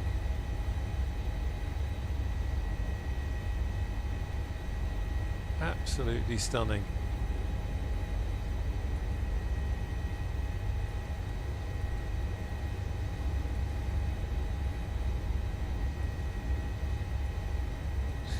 I have a funny feeling, because we've got this red circle there, I've got a funny feeling that when it when I selected this custom mission, I wonder if it's got some old mission information stuck in it somewhere, and that's why it didn't come up with hoist mode, and that's why we're not getting distance. I don't know, never seen it before, so it's different.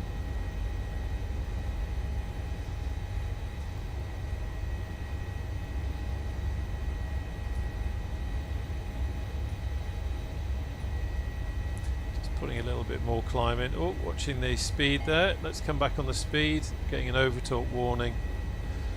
That's what happens if you're going too fast and you suddenly try and climb on autopilot. It absolutely wigs out, and we have got a bit of a little bit of a nose wind. Oh, it's kind of offset a little bit. 15 knots from 263. Actually, it's more of a kind of in between, isn't it? I'll show you where we are actually. Get the right thing. There we go. Let's have a look. So we flew down here. This is the area that we were searching in. We were near Balmoral Castle. You know, I never quite picked up on that. It doesn't look much like Balmoral Castle in this sim. So we're heading over here. Looks like we're going to overfly Nethy Bridge, that area. Incidentally, this is the area that the fires have been in, over in this area. But there's Inverness there. That's where we're heading to Raigmore. Beautiful evening. God, I wish I was up here.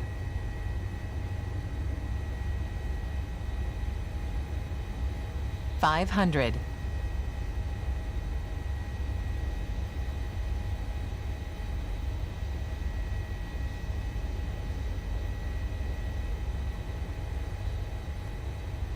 This would be a perfect evening actually for flying around in something like the Huey or the 500, just sightseeing and enjoying it.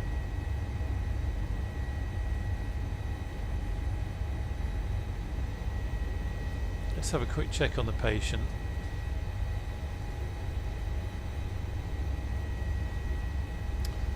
Uh, 48. Don't think he's changed much. Just keeping an eye on this hill. Make sure we go to the right of it a little bit. Don't want to go pranging into that. That's the Cairngorms over there. Ben McDewey, Cairngorm Mountain itself.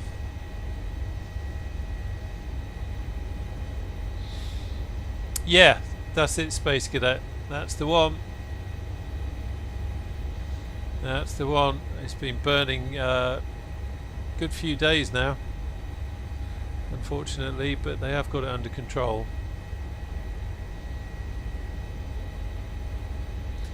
I'll be up this way in a few weeks. 500. If everything goes to plan, and yeah, I think it's going to be a little bit gutting to see the devastation, to be honest. I remember when I was up last year, there'd been fires up towards Lockendorp, that area, and yeah, it was quite eerie driving across the landscape where it was burnt, and the smell, it's not good. But it's so beautiful up here, and to see the landscape scorched like that is not good at all.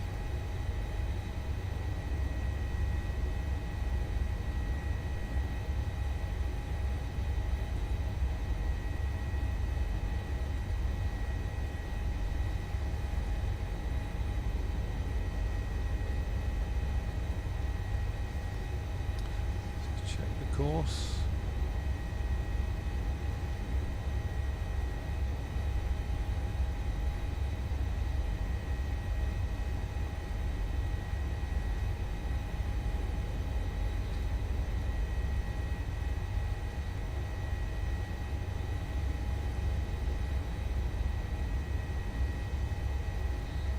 Leave that there so we've got a better idea of how far we are.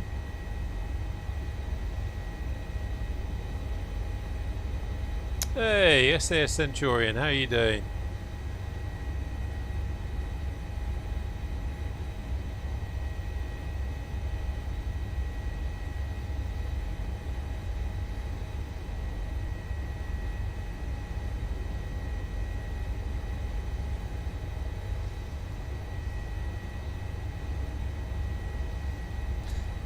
Headwind, it's that's the other thing that can very quickly tip you into overtorque.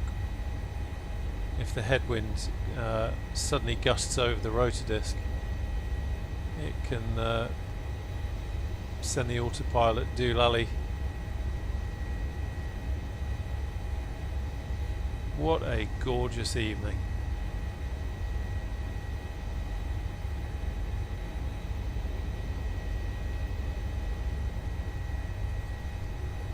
Let's risk cinematics.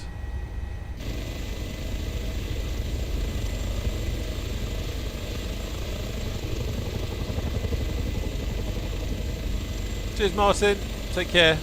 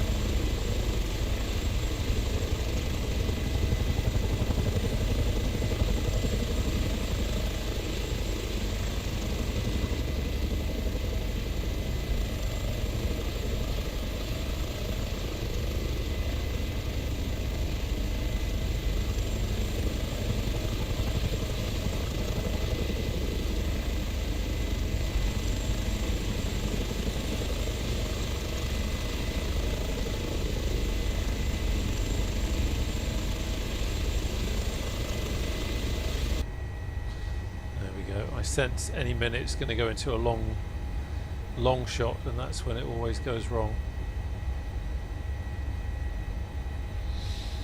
Cool. Hang on a minute, let me lock that off. There we go. Need to get some water.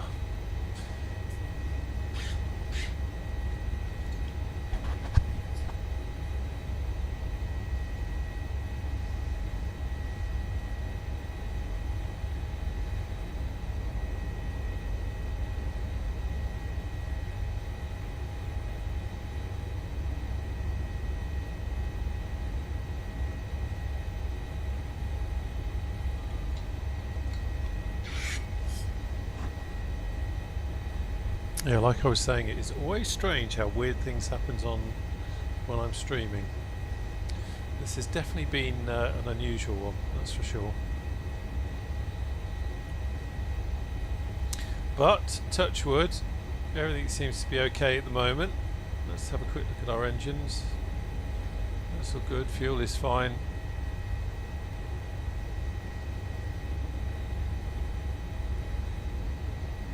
We will pick up a bit of fuel at the hospital.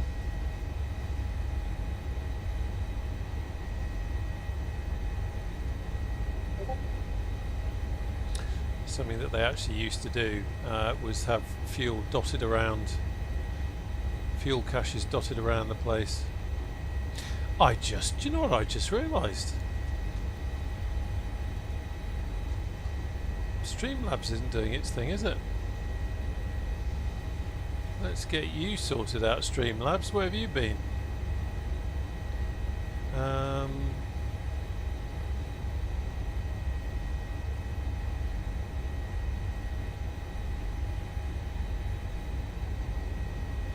Interesting.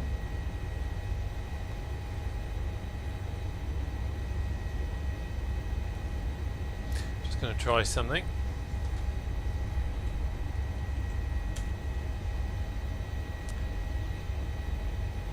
Oh, it's working. There we go. We got a Discord. Streamlabs was meant to be busily putting things in the chat, but it hasn't been. I just noticed. That's because for some reason it's switched itself off. But it's working now. So there we go. There's the Discord. We've got a Discord. Great bunch of people. If you want to come along and say hello. I always tend to announce streams there, and group flights and that sort of thing. But there's a really good bunch of people into helicopters, warbirds, general aviation, that kind of stuff.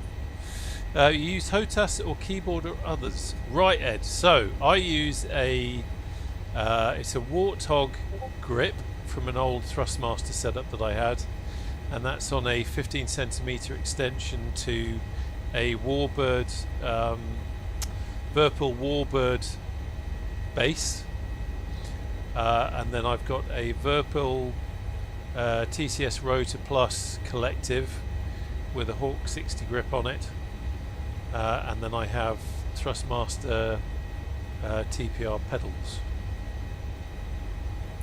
So that is what I'm using, and I can hear stuff going on in on the Discord. So let's have a quick look.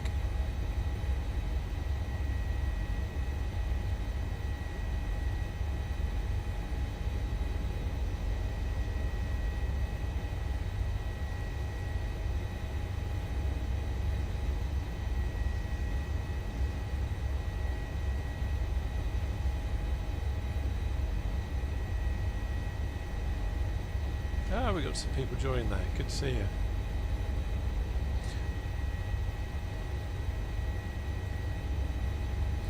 This is actually the second Discord that I've had. I used to have one a few years ago.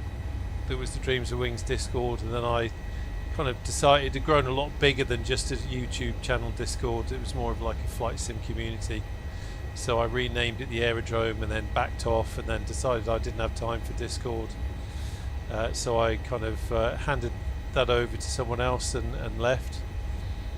And then I think it was the beginning of last year, thought, do you know what, I actually miss having a Discord. It's a great way of connecting with the community, as they say. And I miss the banter and It's a good place to announce streams and that sort of thing. So I started up another one, and just trying to keep this one a little bit more simple. And the purpose really is just all around the YouTube channel, rather than trying to be a flight sim general purpose Discord. Sun is getting low, isn't it? We don't have night vision goggles. That was interesting. Flashing on the landscape over there. I'm going to assume that was texture glitching rather than a storm.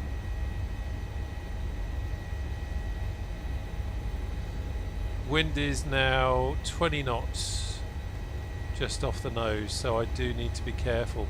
This is the kind of wind where you suddenly find that you can have issues with over talking through the rotor disc.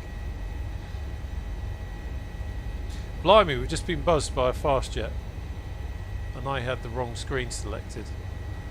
What was that? Where's it gone? It's gone. It must have been a figment of my imagination.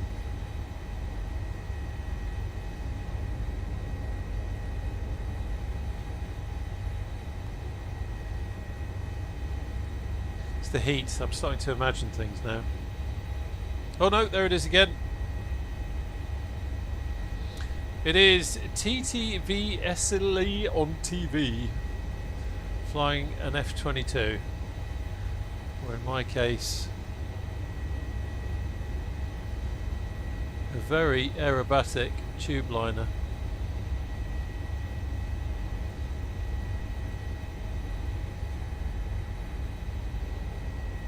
What's that name? Funk Judan.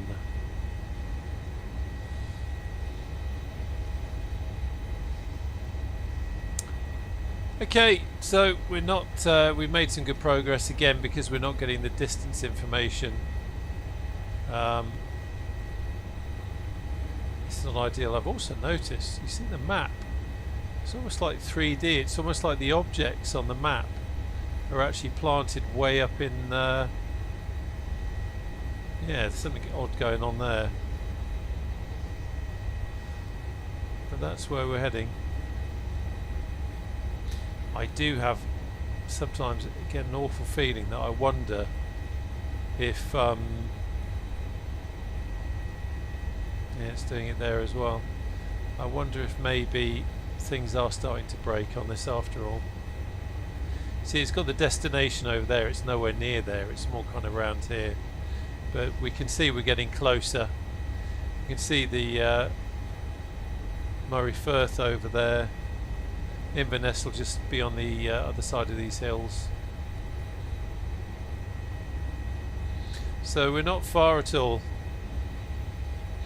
And I'm actually looking forward to restarting it and seeing if things work better.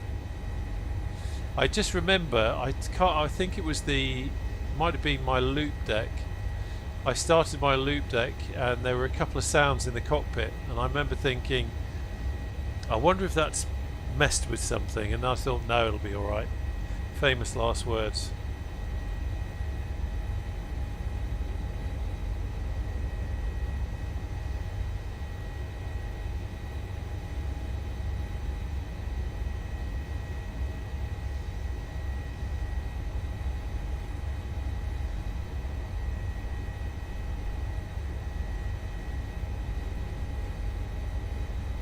Strange how this map is behaving as well.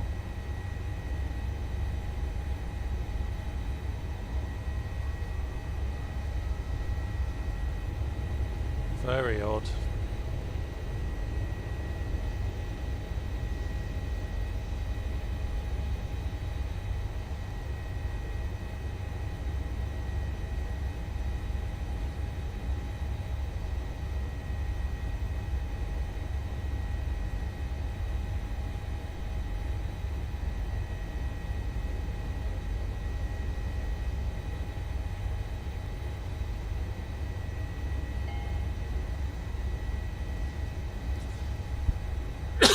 Excuse me, it was just chiming there. The wind must have caught it and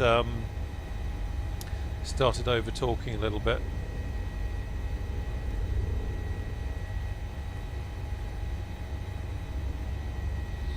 Oh, okay, Tracer, when I loaded up the sim it showed a major outage. Things are not good in the H500. Okay.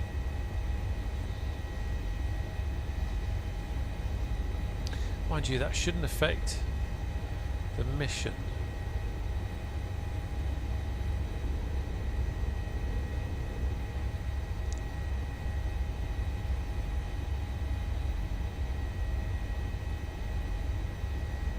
Okay, I'm just going to do something just to give you a warning. I'm just going to check the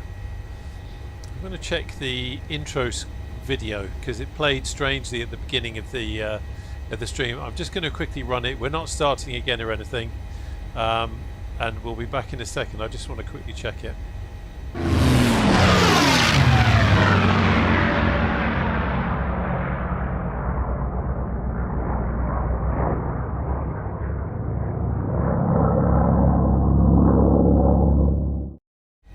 Okay, that seems to be working now.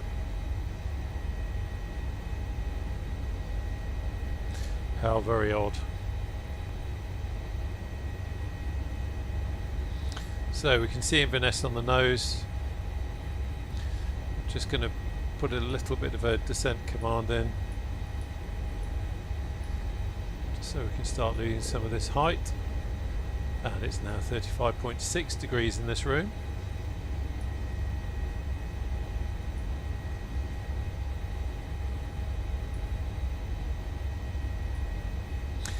If anybody is thinking of joining and you want to join them, please do feel free.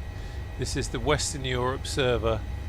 The plan is to land at Inverness, offload the patient, and then I'm going to restart.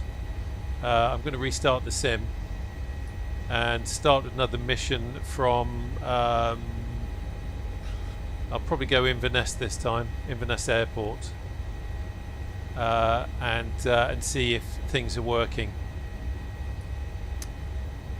So if you want to do a quick flight, then Inverness Airport is the place to spawn in at. But obviously, once we've offloaded the patient, because it'd be rude to end the mission before we've even got the patient on the ground. It kind of defeats the purpose. What state is the?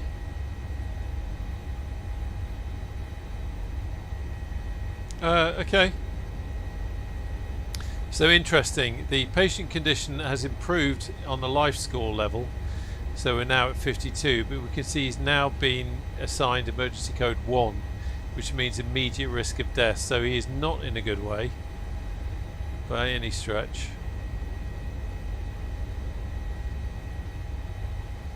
So we do really need to get him on the ground.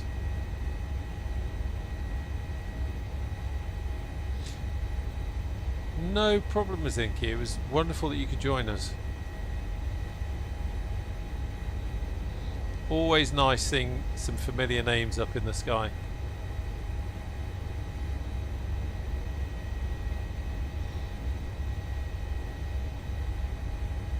It is, I'm going to say again, gorgeous evening. Loving the flying. Really nice. There's a bit of cloud, but we can stay below it, so that's not a problem.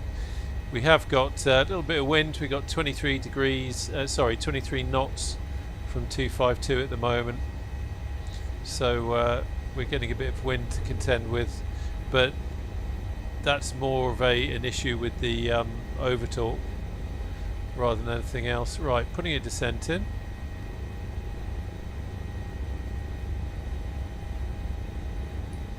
As we come in. It is getting darker, so I'm just checking. Yeah, we've got all that set up. That's good. We'll put the landing light on.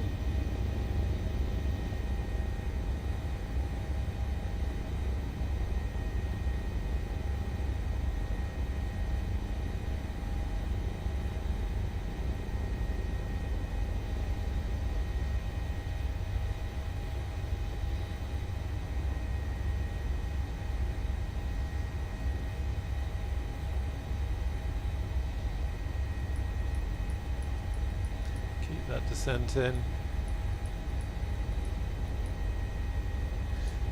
In all honesty, we could probably be flying a bit quicker at this point. I'm just going to nudge a little bit more. There's the bridge.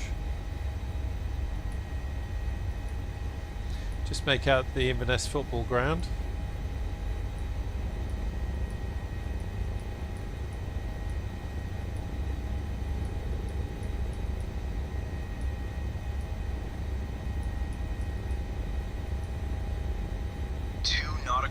From the hospital.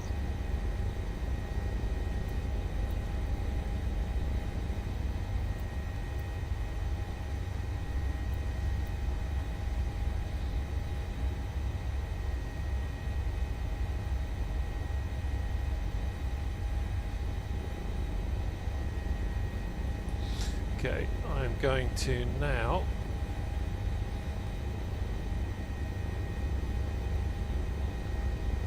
off the autopilot. I can see the landing pad now. Wind is coming from over that direction, so I'm just going to close that because I can see where we need to go, and I'm just going to swing us round so that we can shoot an approach into wind over the car park at Raigmore.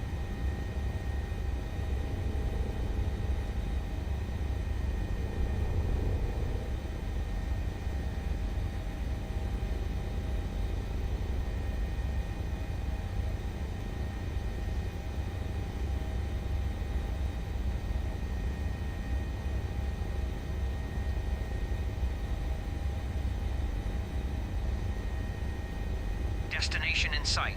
Medical crew is waiting on landing spot. 500.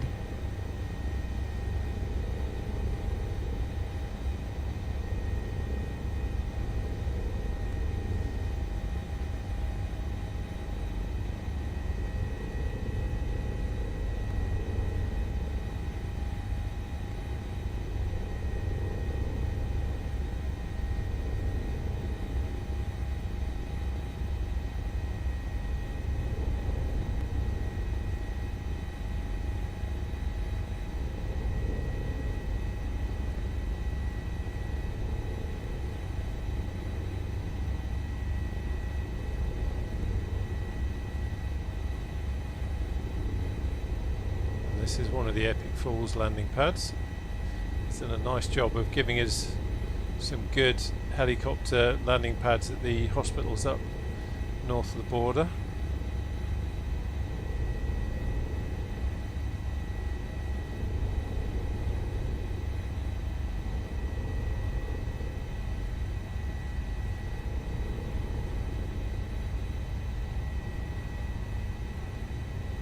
Oh, that was interesting.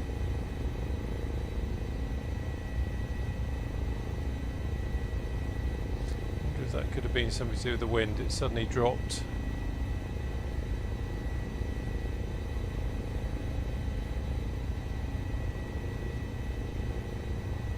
And we're down. Okay, let's have engines to idle.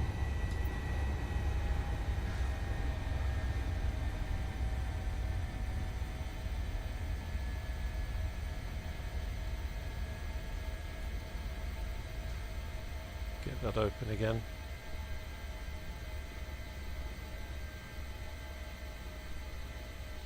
There's the good old backup Chinook.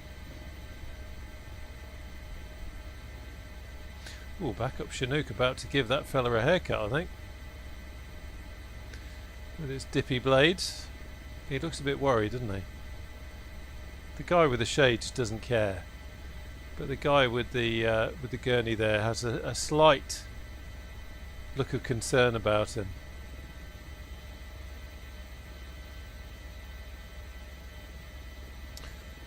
Okay. Now, what is interesting now is that at this point they should be getting out and doing things, and they're not, which makes me think something. I mean, you can see we're right on the landing pad.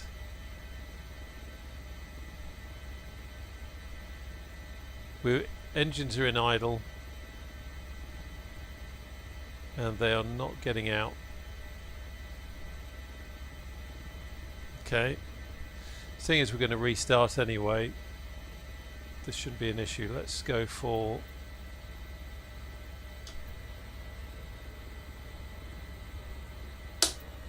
Let's go for shutdown. See if that triggers anything.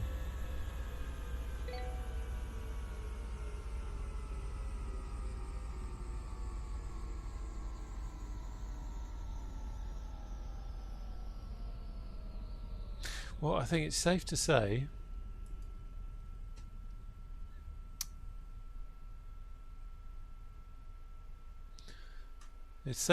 that the mission, I believe, is broken, because it's saying on the way to the hospital, we're at the hospital, and it's not unloading. So something has gone horribly wrong. There you go. Something has gone horribly wrong. So this is what we're going to do. We're going to do a... No, it's not going to do anything. I'm going to come out of this. We're going to abort the mission. And I'm going to restart the sim.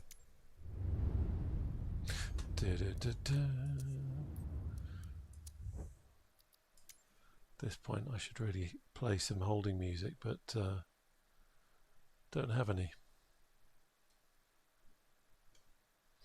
No, Mitza, press go to meeting point means dropping the guys off the mountain rescue. What I was trying to do there was land on the pad and drop off the patient. So normally what would happen is you would drop off the patient, and then if you wanted to, you could go to the meeting point. Okay, so I'm going to start again.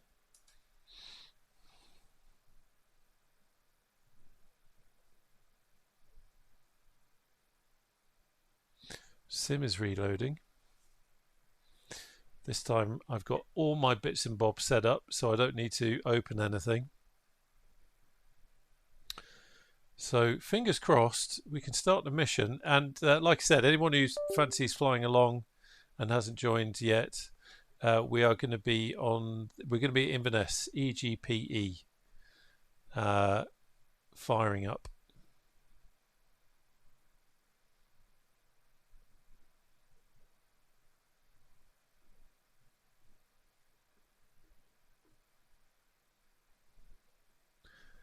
So just bear with me while it does this. I can't see my camera, but there you go. Or I can there. 35.9 degrees in the cockpit right now. Ridiculous. Absolutely ridiculous. If I lived in the States or somewhere with a hotter climate, I'd have air conditioning. Thank you, Aidan. You are a star. Does it come with biscuits?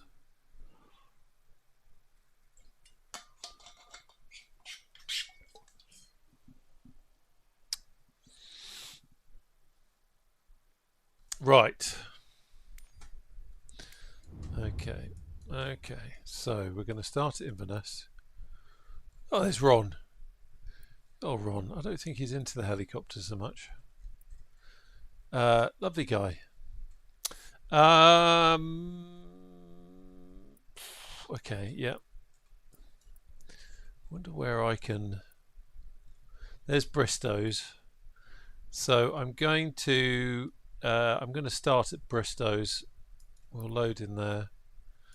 Set as departure. On the ground, shut down. Yeah, we'll do that. And what I'll do this time is I'm not going to force it to do a search and rescue mission. I'll just leave it open. I need to check that setting, but we'll leave it open, and then we might get a more local HEMS mission rather than flying off back into the mountains again.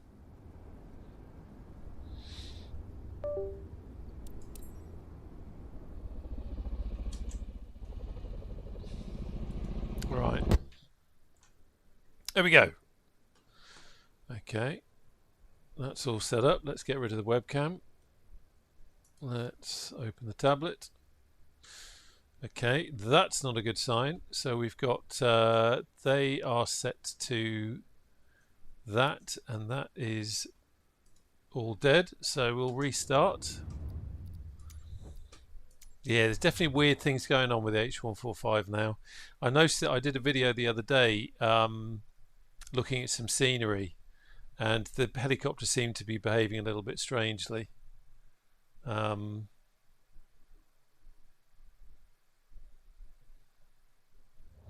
I noticed this was doing this earlier. I had to restart it to get the tablet to, okay, there we go. So that's gone into the off position. If I open that, right, that's now working. So that's good. Let's go into here. Let's go into here. Let's go into random and everywhere. Let's get that going.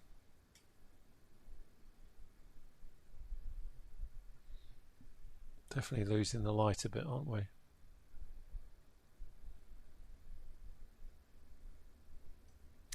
So we're connected to the Kickers OSM, so that's working fine. We're going to go single player. We can now go battery on and get some lights on.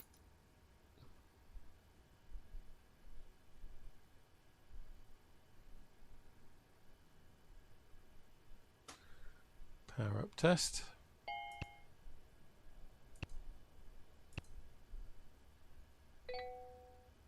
Power up test okay, that's good, and everything else in there is expected, so we'll acknowledge that.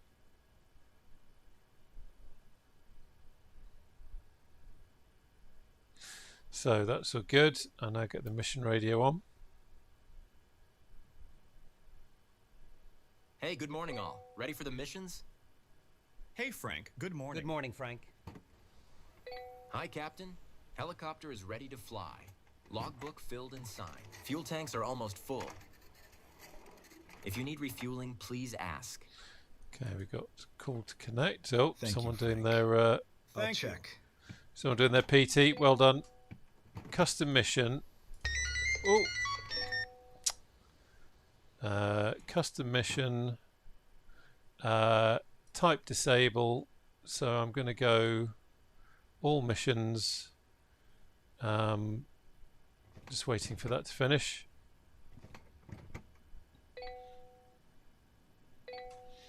We will go. Actually, I'm going to take search and rescue off, just to make sure we don't get that. Just wait for this to finish again.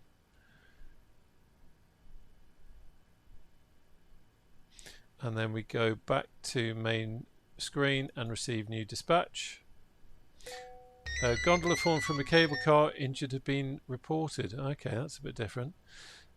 We will go received selected there. And we will accept. Actually, Down the equipment. do you know what? Stand by for confirmation. I'm not going to, because it's too far away. I'm conscious of the time. And I just saw it said 51 nautical miles. We're not going that far. So let's start everything again.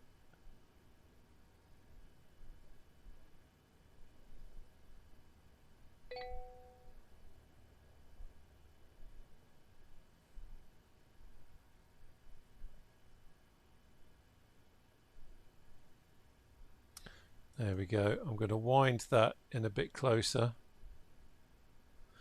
I'm almost trying to force it to give us something nearby that's more of a HEMS thing rather than a search and rescue thing. And we have deselected search and rescue. Single player. And this time I'm just going to leave it. And wait to see what it throws at us. It doesn't always give you a mission straight away. It's kind of almost simulating you sitting there waiting for the phone to ring to give you a shout.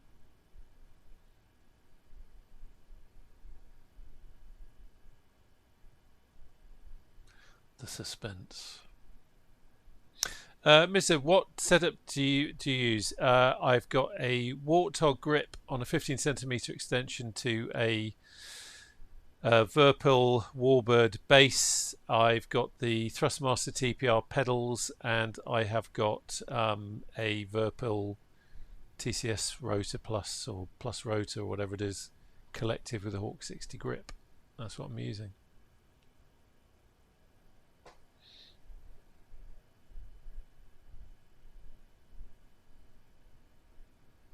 Still waiting for a mission to come through.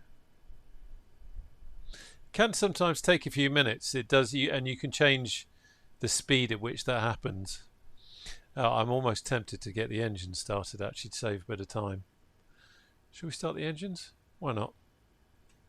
So let's go with that. So we'll go, we did 1, 2 last time, so we'll go 2, 1 this time. 2, 1. There we go. We got a mission. Pedestrian have been hit by a vehicle driving at high speed. Injured presence have been reported. It's 7.13 nautical miles away. We are going to fly in and sort them out. Engines to idle because he's now in position over there. There's the 500. Love that helicopter. Cabin preparations, So, please wait. I've accepted the mission, and this is crunch time now to see if it's working.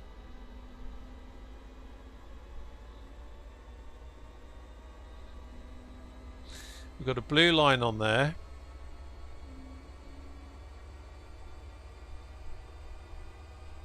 Cabin preparations completed. Okay, that's a bit disappointing. That makes me think that things still aren't 100%. Engine started successfully. Moving to MSF other is engine. selected. Still no distance information. Engine clear. Engine 1 start.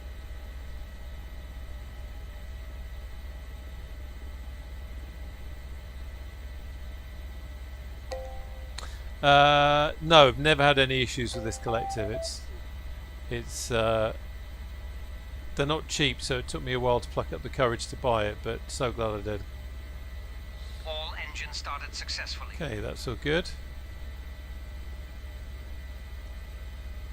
So we'll pop up here and let's get the prime pumps, transfer pumps Hold on, prime performing pumps link off, checks. avionics on.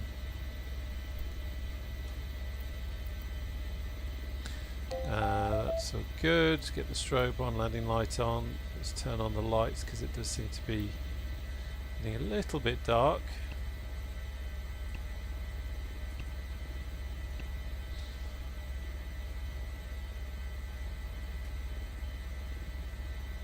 TOS system test OK.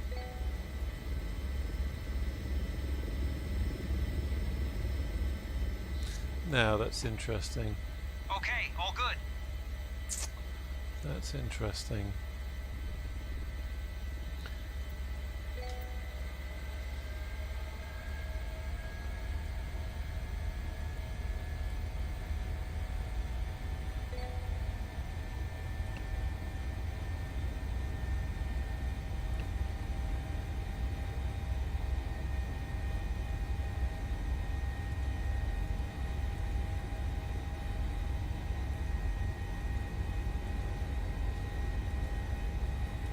Bear with me.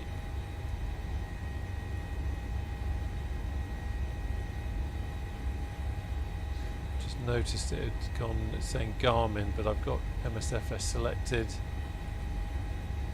And it still doesn't seem to be at cycle the GPS destination, FMS. Yeah, no, that's still not working. Okay, it was worth a try. I just thought maybe might be able to convince it to do something. Okay, so engine started. Everything's looking good. We've got no warnings. Let's see what happens this time.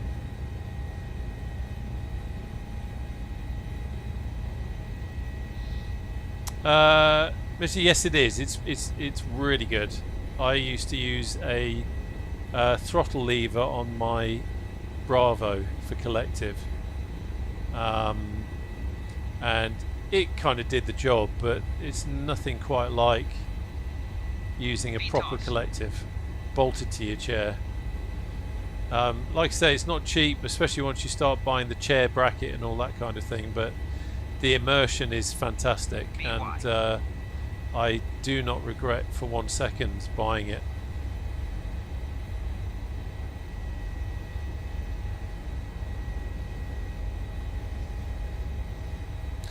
Not 1 second. So, very interested to see now if we go and pick this casualty up, when I take him back to the hospital, if it won't unload. If that happens, then there's obviously something wrong.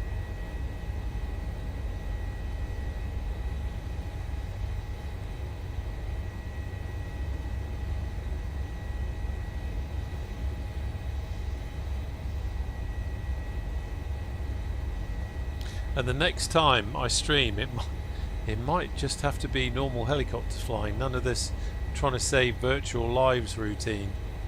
And it will probably be in the H500 or something like that. Let's check the speed. Don't sink. A little bit too Don't fast there sink. with a bit too much power on. Don't sink.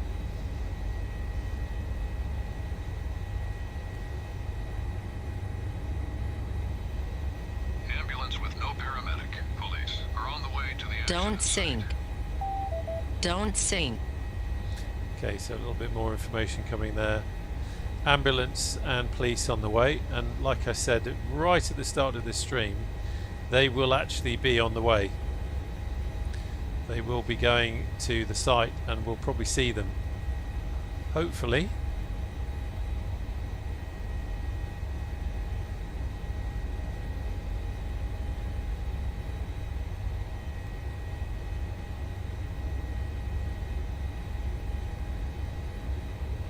Don't sink. Right, Don't let's sink. turn you off because you're going to get proper annoying. Flying helicopters around hilly country. That thing is going to be pinging off all the time.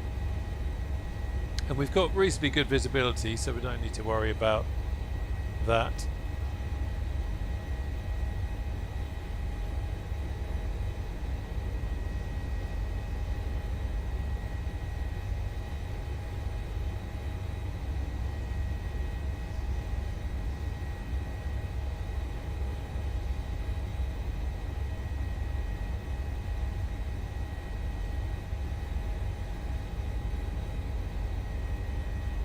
Temperature now I set a possible hospital destination 36 for our patient. degrees. Infos are available on tablet. It's We definitely can climbing. confirm or change later.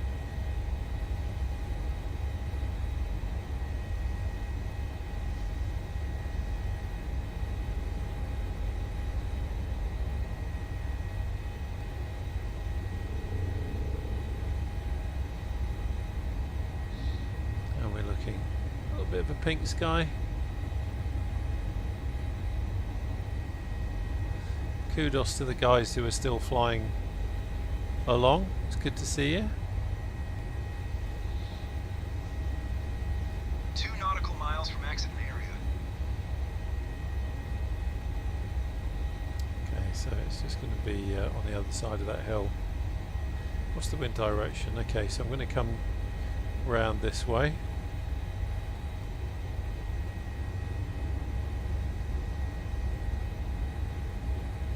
Detail on the ground in this sim is just insane at times. Good God.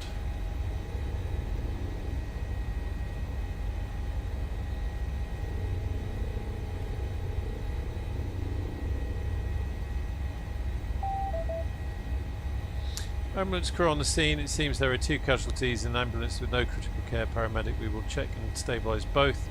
If needed, we will transport one of them while the other will be transported by the ambulance. So that's the doctor in the back talking. That's how I always kind of see it. The doctor in the back who's in touch with the people on the ground and just giving us a bit more information.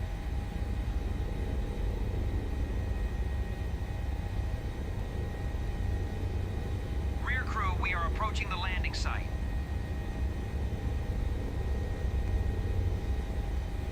Okay, let's see what we got.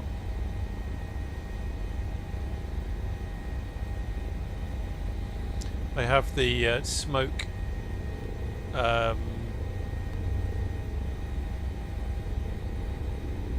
word has gone from my brain. Definitely the heat. flares, the smoke flares. I have those off so that it makes it a bit more realistic. I can see blue lights down there, so that's where they are. So okay, so we're landing there on that intersection. Where's the wind? We are reasonably close. Okay. Just important to do a good recce. So we'll land on that intersection there. This is where something that would be really good, and of course they have it in real life, is if your crew acted as just out of interest. So yeah, we've got the begin hoisting thing, so that's working. For this one, we've got the begin hoisting message, so we could hoist, but we didn't have it before. Okay, let's come back round.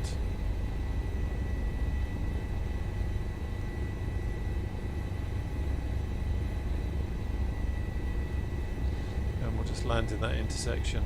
Yeah, I was saying it would be great to have the crew just giving you a bit of guidance, because you can see there's some quite tall trees there, so we're gonna have to come in and pretty much at a high hover and then lower ourselves down. We are reasonably close. Isn't great when you don't have easy visibility of what's going on behind you.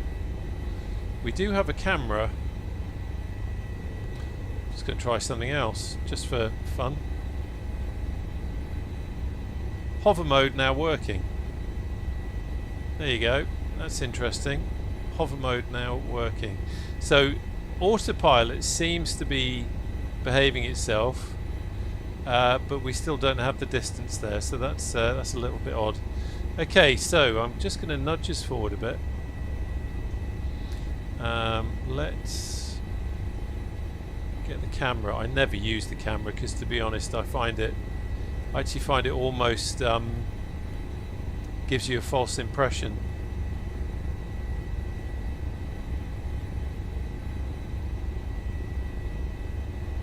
Just bringing us round a little.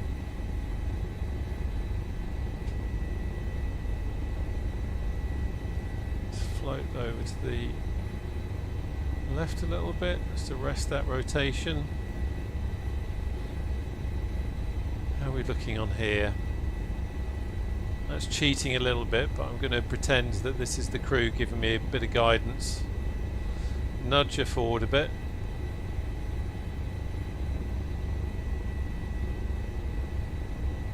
And let's start descending.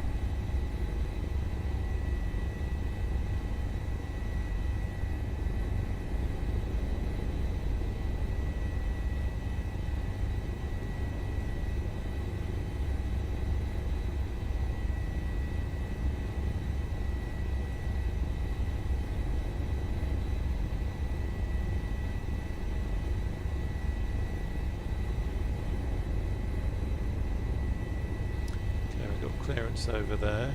I'm just going to bring us slightly to the left. Not too far.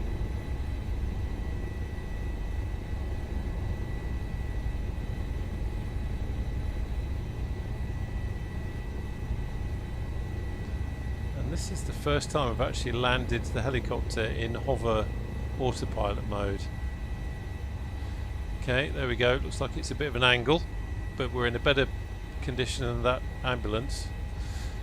Right, let's go engines to idle.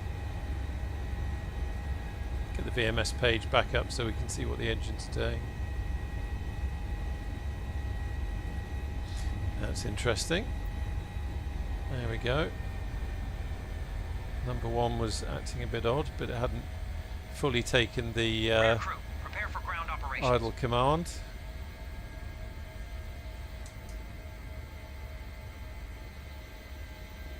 That's winch for you, in case you're wondering. Oh, hello. That's better.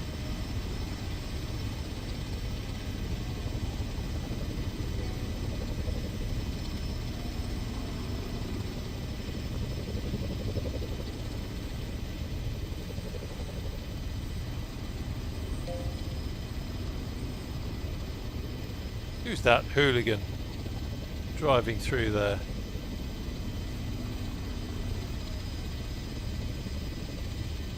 So there goes the doc and the paramedic.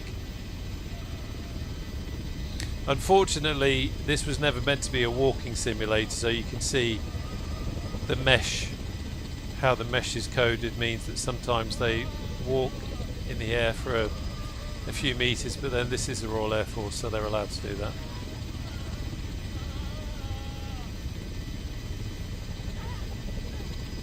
Honestly, the moaning that's going on, oh, that won't buff out. Well, she's got her head stuck in the ground, so that must have been high impact.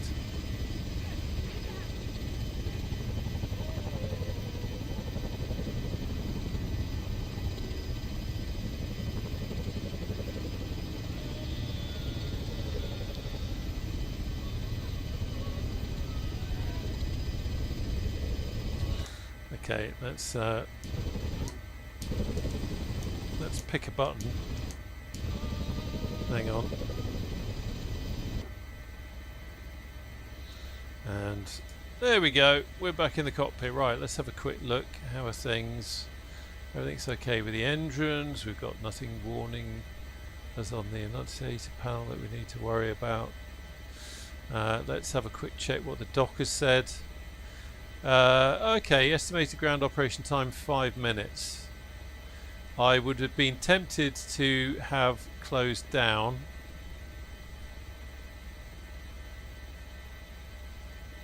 Do you know what, to hell with it?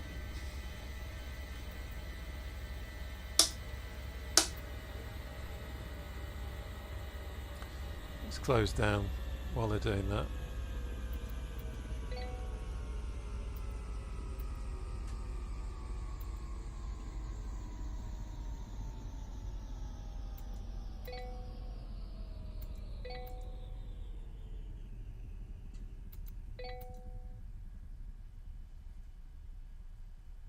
You watch, he'll come over now. The cheeky monkey. Right, there's a little thing that we can use to cheat because we need our battery, we need our radio to be connected to the mission center and everything.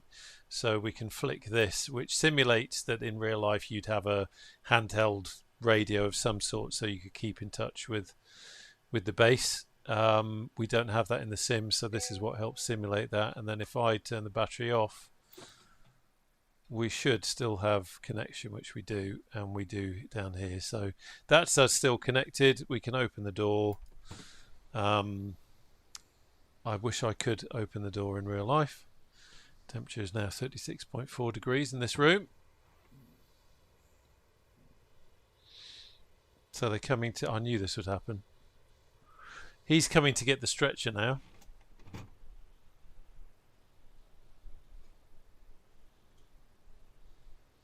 So doctors also confirmed we're going to be taking the patient. That's good. We kind of knew that. So you can see the police car and you can see the ambulance. They have actually, in the sim, they've actually driven from somewhere. If we had been here at the start, then you would have seen, or if we've been here, wherever their base that they came from, you would have seen them driving along the roads. It's incredible the detail that gets simulated. It really is.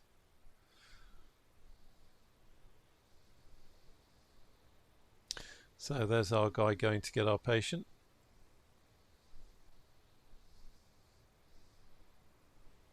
Let's have a quick check actually. Medical diagnostics page 64. Samuel Garner, 46-year-old male, hit by a car, spinal injury, paraplegia, bloody hell. States, oh, that changed, so we're going to go to Raigmore. Assigned code 2, 63 life score. I swear I just saw that drop down a bit. Heart rate and oxygen saturation level. So I have a feeling this might need to be a quick one, but let's get him on.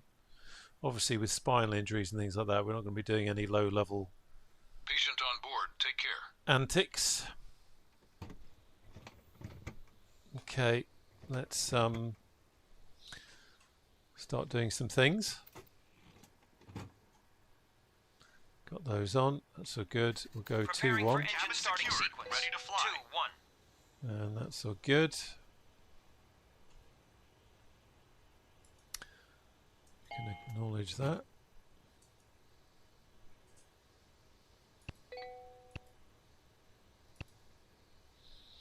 Ah, we got some distance information. Interesting. Now we've got some distance information. Okay.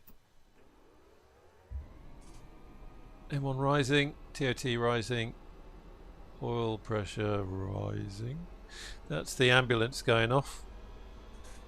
Did we miss him? Where the hell did he go? Missed him. That was the ambulance flying off. That ambulance will drive to Raigmore. It will actually do it. There you go. You can see him on the road. We'll pass him as we go overhead. But he will go to Raigmore.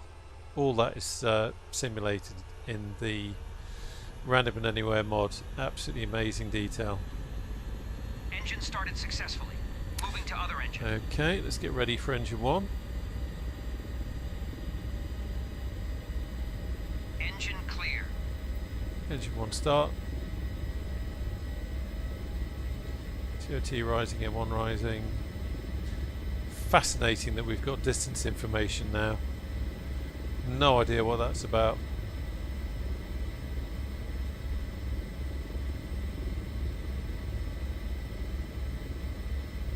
All engines started successfully. Okay, that's good. So let's have transfer pumps on, prime pumps off, strobe on, avionics on, DC reception Hold on. in the back, Performing leak checks. LAVCS to pilot, pitot heat on. These are all good. We've still got our lights on. Not going to put the landing light on and blind the chaps on the ground. That'd be rude. Okay, so what do we got here? That's all good. Excuse me. Let's get everything ready to go so that when he gets back in, we're good. Engines are good. Nothing to worry about here. He's now on Toss. board. System test okay. All good. Let's get engines to flight. We've got a door open indicator, which is interesting. That's my door. We're trying to get some fresh air. That's my excuse. Okay, all good, all good, all good. Wait for this to get to 101. Got no issues down here. We are on a bank, so I'm going to have to be careful when we lift to put a bit of right cyclic in so that we don't go twanging off into the trees. You're going to give us 101? There we go. Okay, cyclic trim release on. Little bit of... There we go. And twang out. Oh, it's a little bit close. Not happy with that.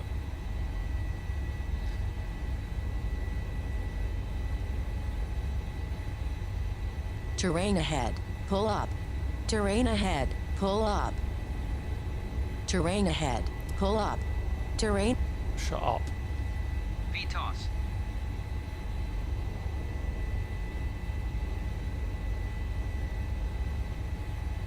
VY.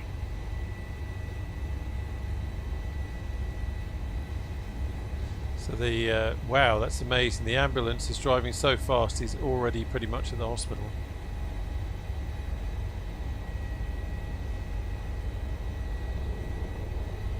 That's the gamble you take with 2 nautical miles from the hospital. closing the engines down.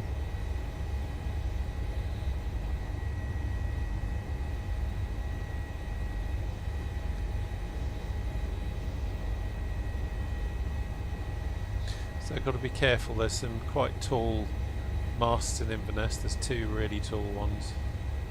Just need to make sure we avoid those. Wind is coming from the right.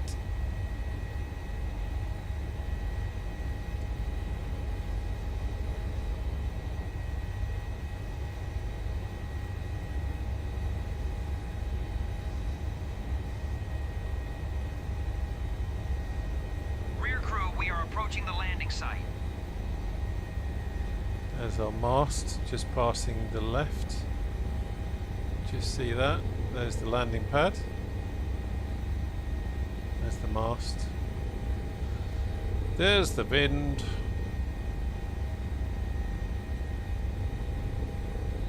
Get rid of that.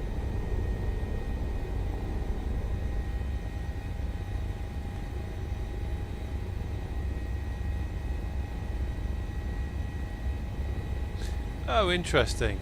Or not. Maybe it's because we're over it. We've lost the distance information again. I didn't notice when that came off.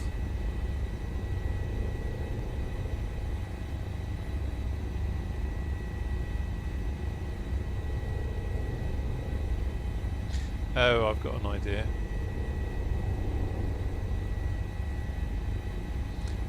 May have, yeah, I think it's slipped from using MSFS as the nav source, maybe.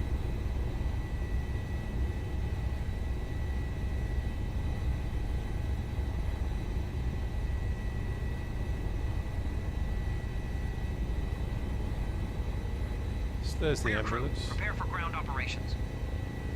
Oh, there's the ambulance. I'm getting distracted by the ambulance. Just land the helicopter. Shut up. Right, there we go. Engines to idle. While we're doing that, let's have a quick look. Is that switched? That's switched to there. So I've changed to that nav source, MSFF. Let's cycle the Garmin.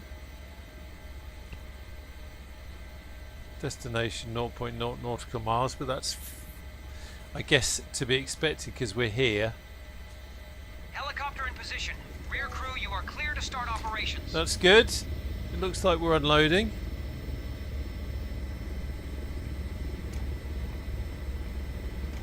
So yeah, bit of strange baby tonight, doesn't there? Not quite working as it should do.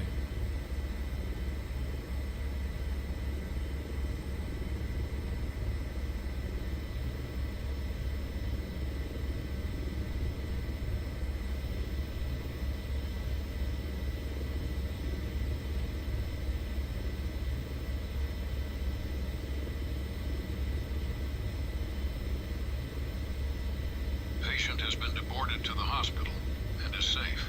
There we go. So at this point, what will happen,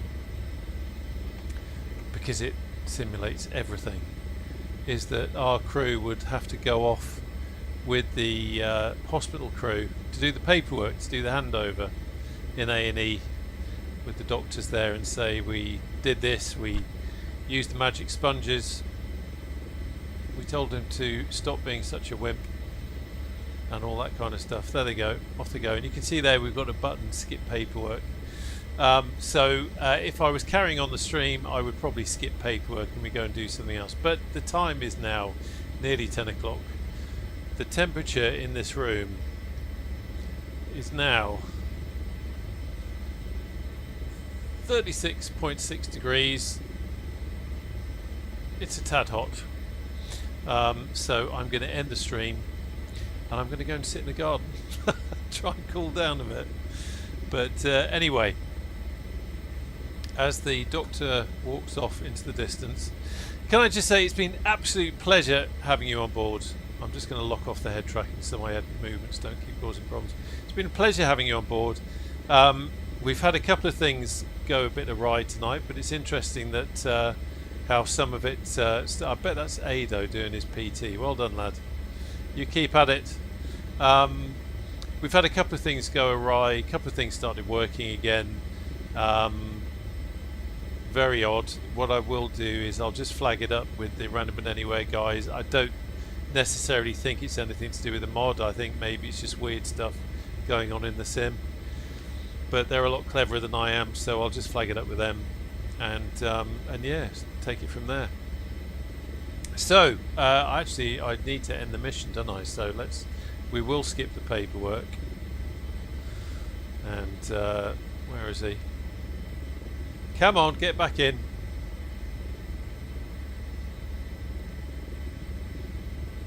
Ado, that's you. You need to up your rate, mate. Come on, no slacking. Come on. Cabin secured. Maximum Ready to fly. effort. Right, we're going to end the mission. Back to dispatch screen. There we go. And submit the report. All good. Okay, so that's that. Whew. Crazy. So, thank you for joining. It's been a pleasure having you along. And, there you go. That's better. That's better. That's a better rate. Look at that. I look forward to seeing you again on the channel very soon. And in the meantime, take care of yourself. Bye-bye now.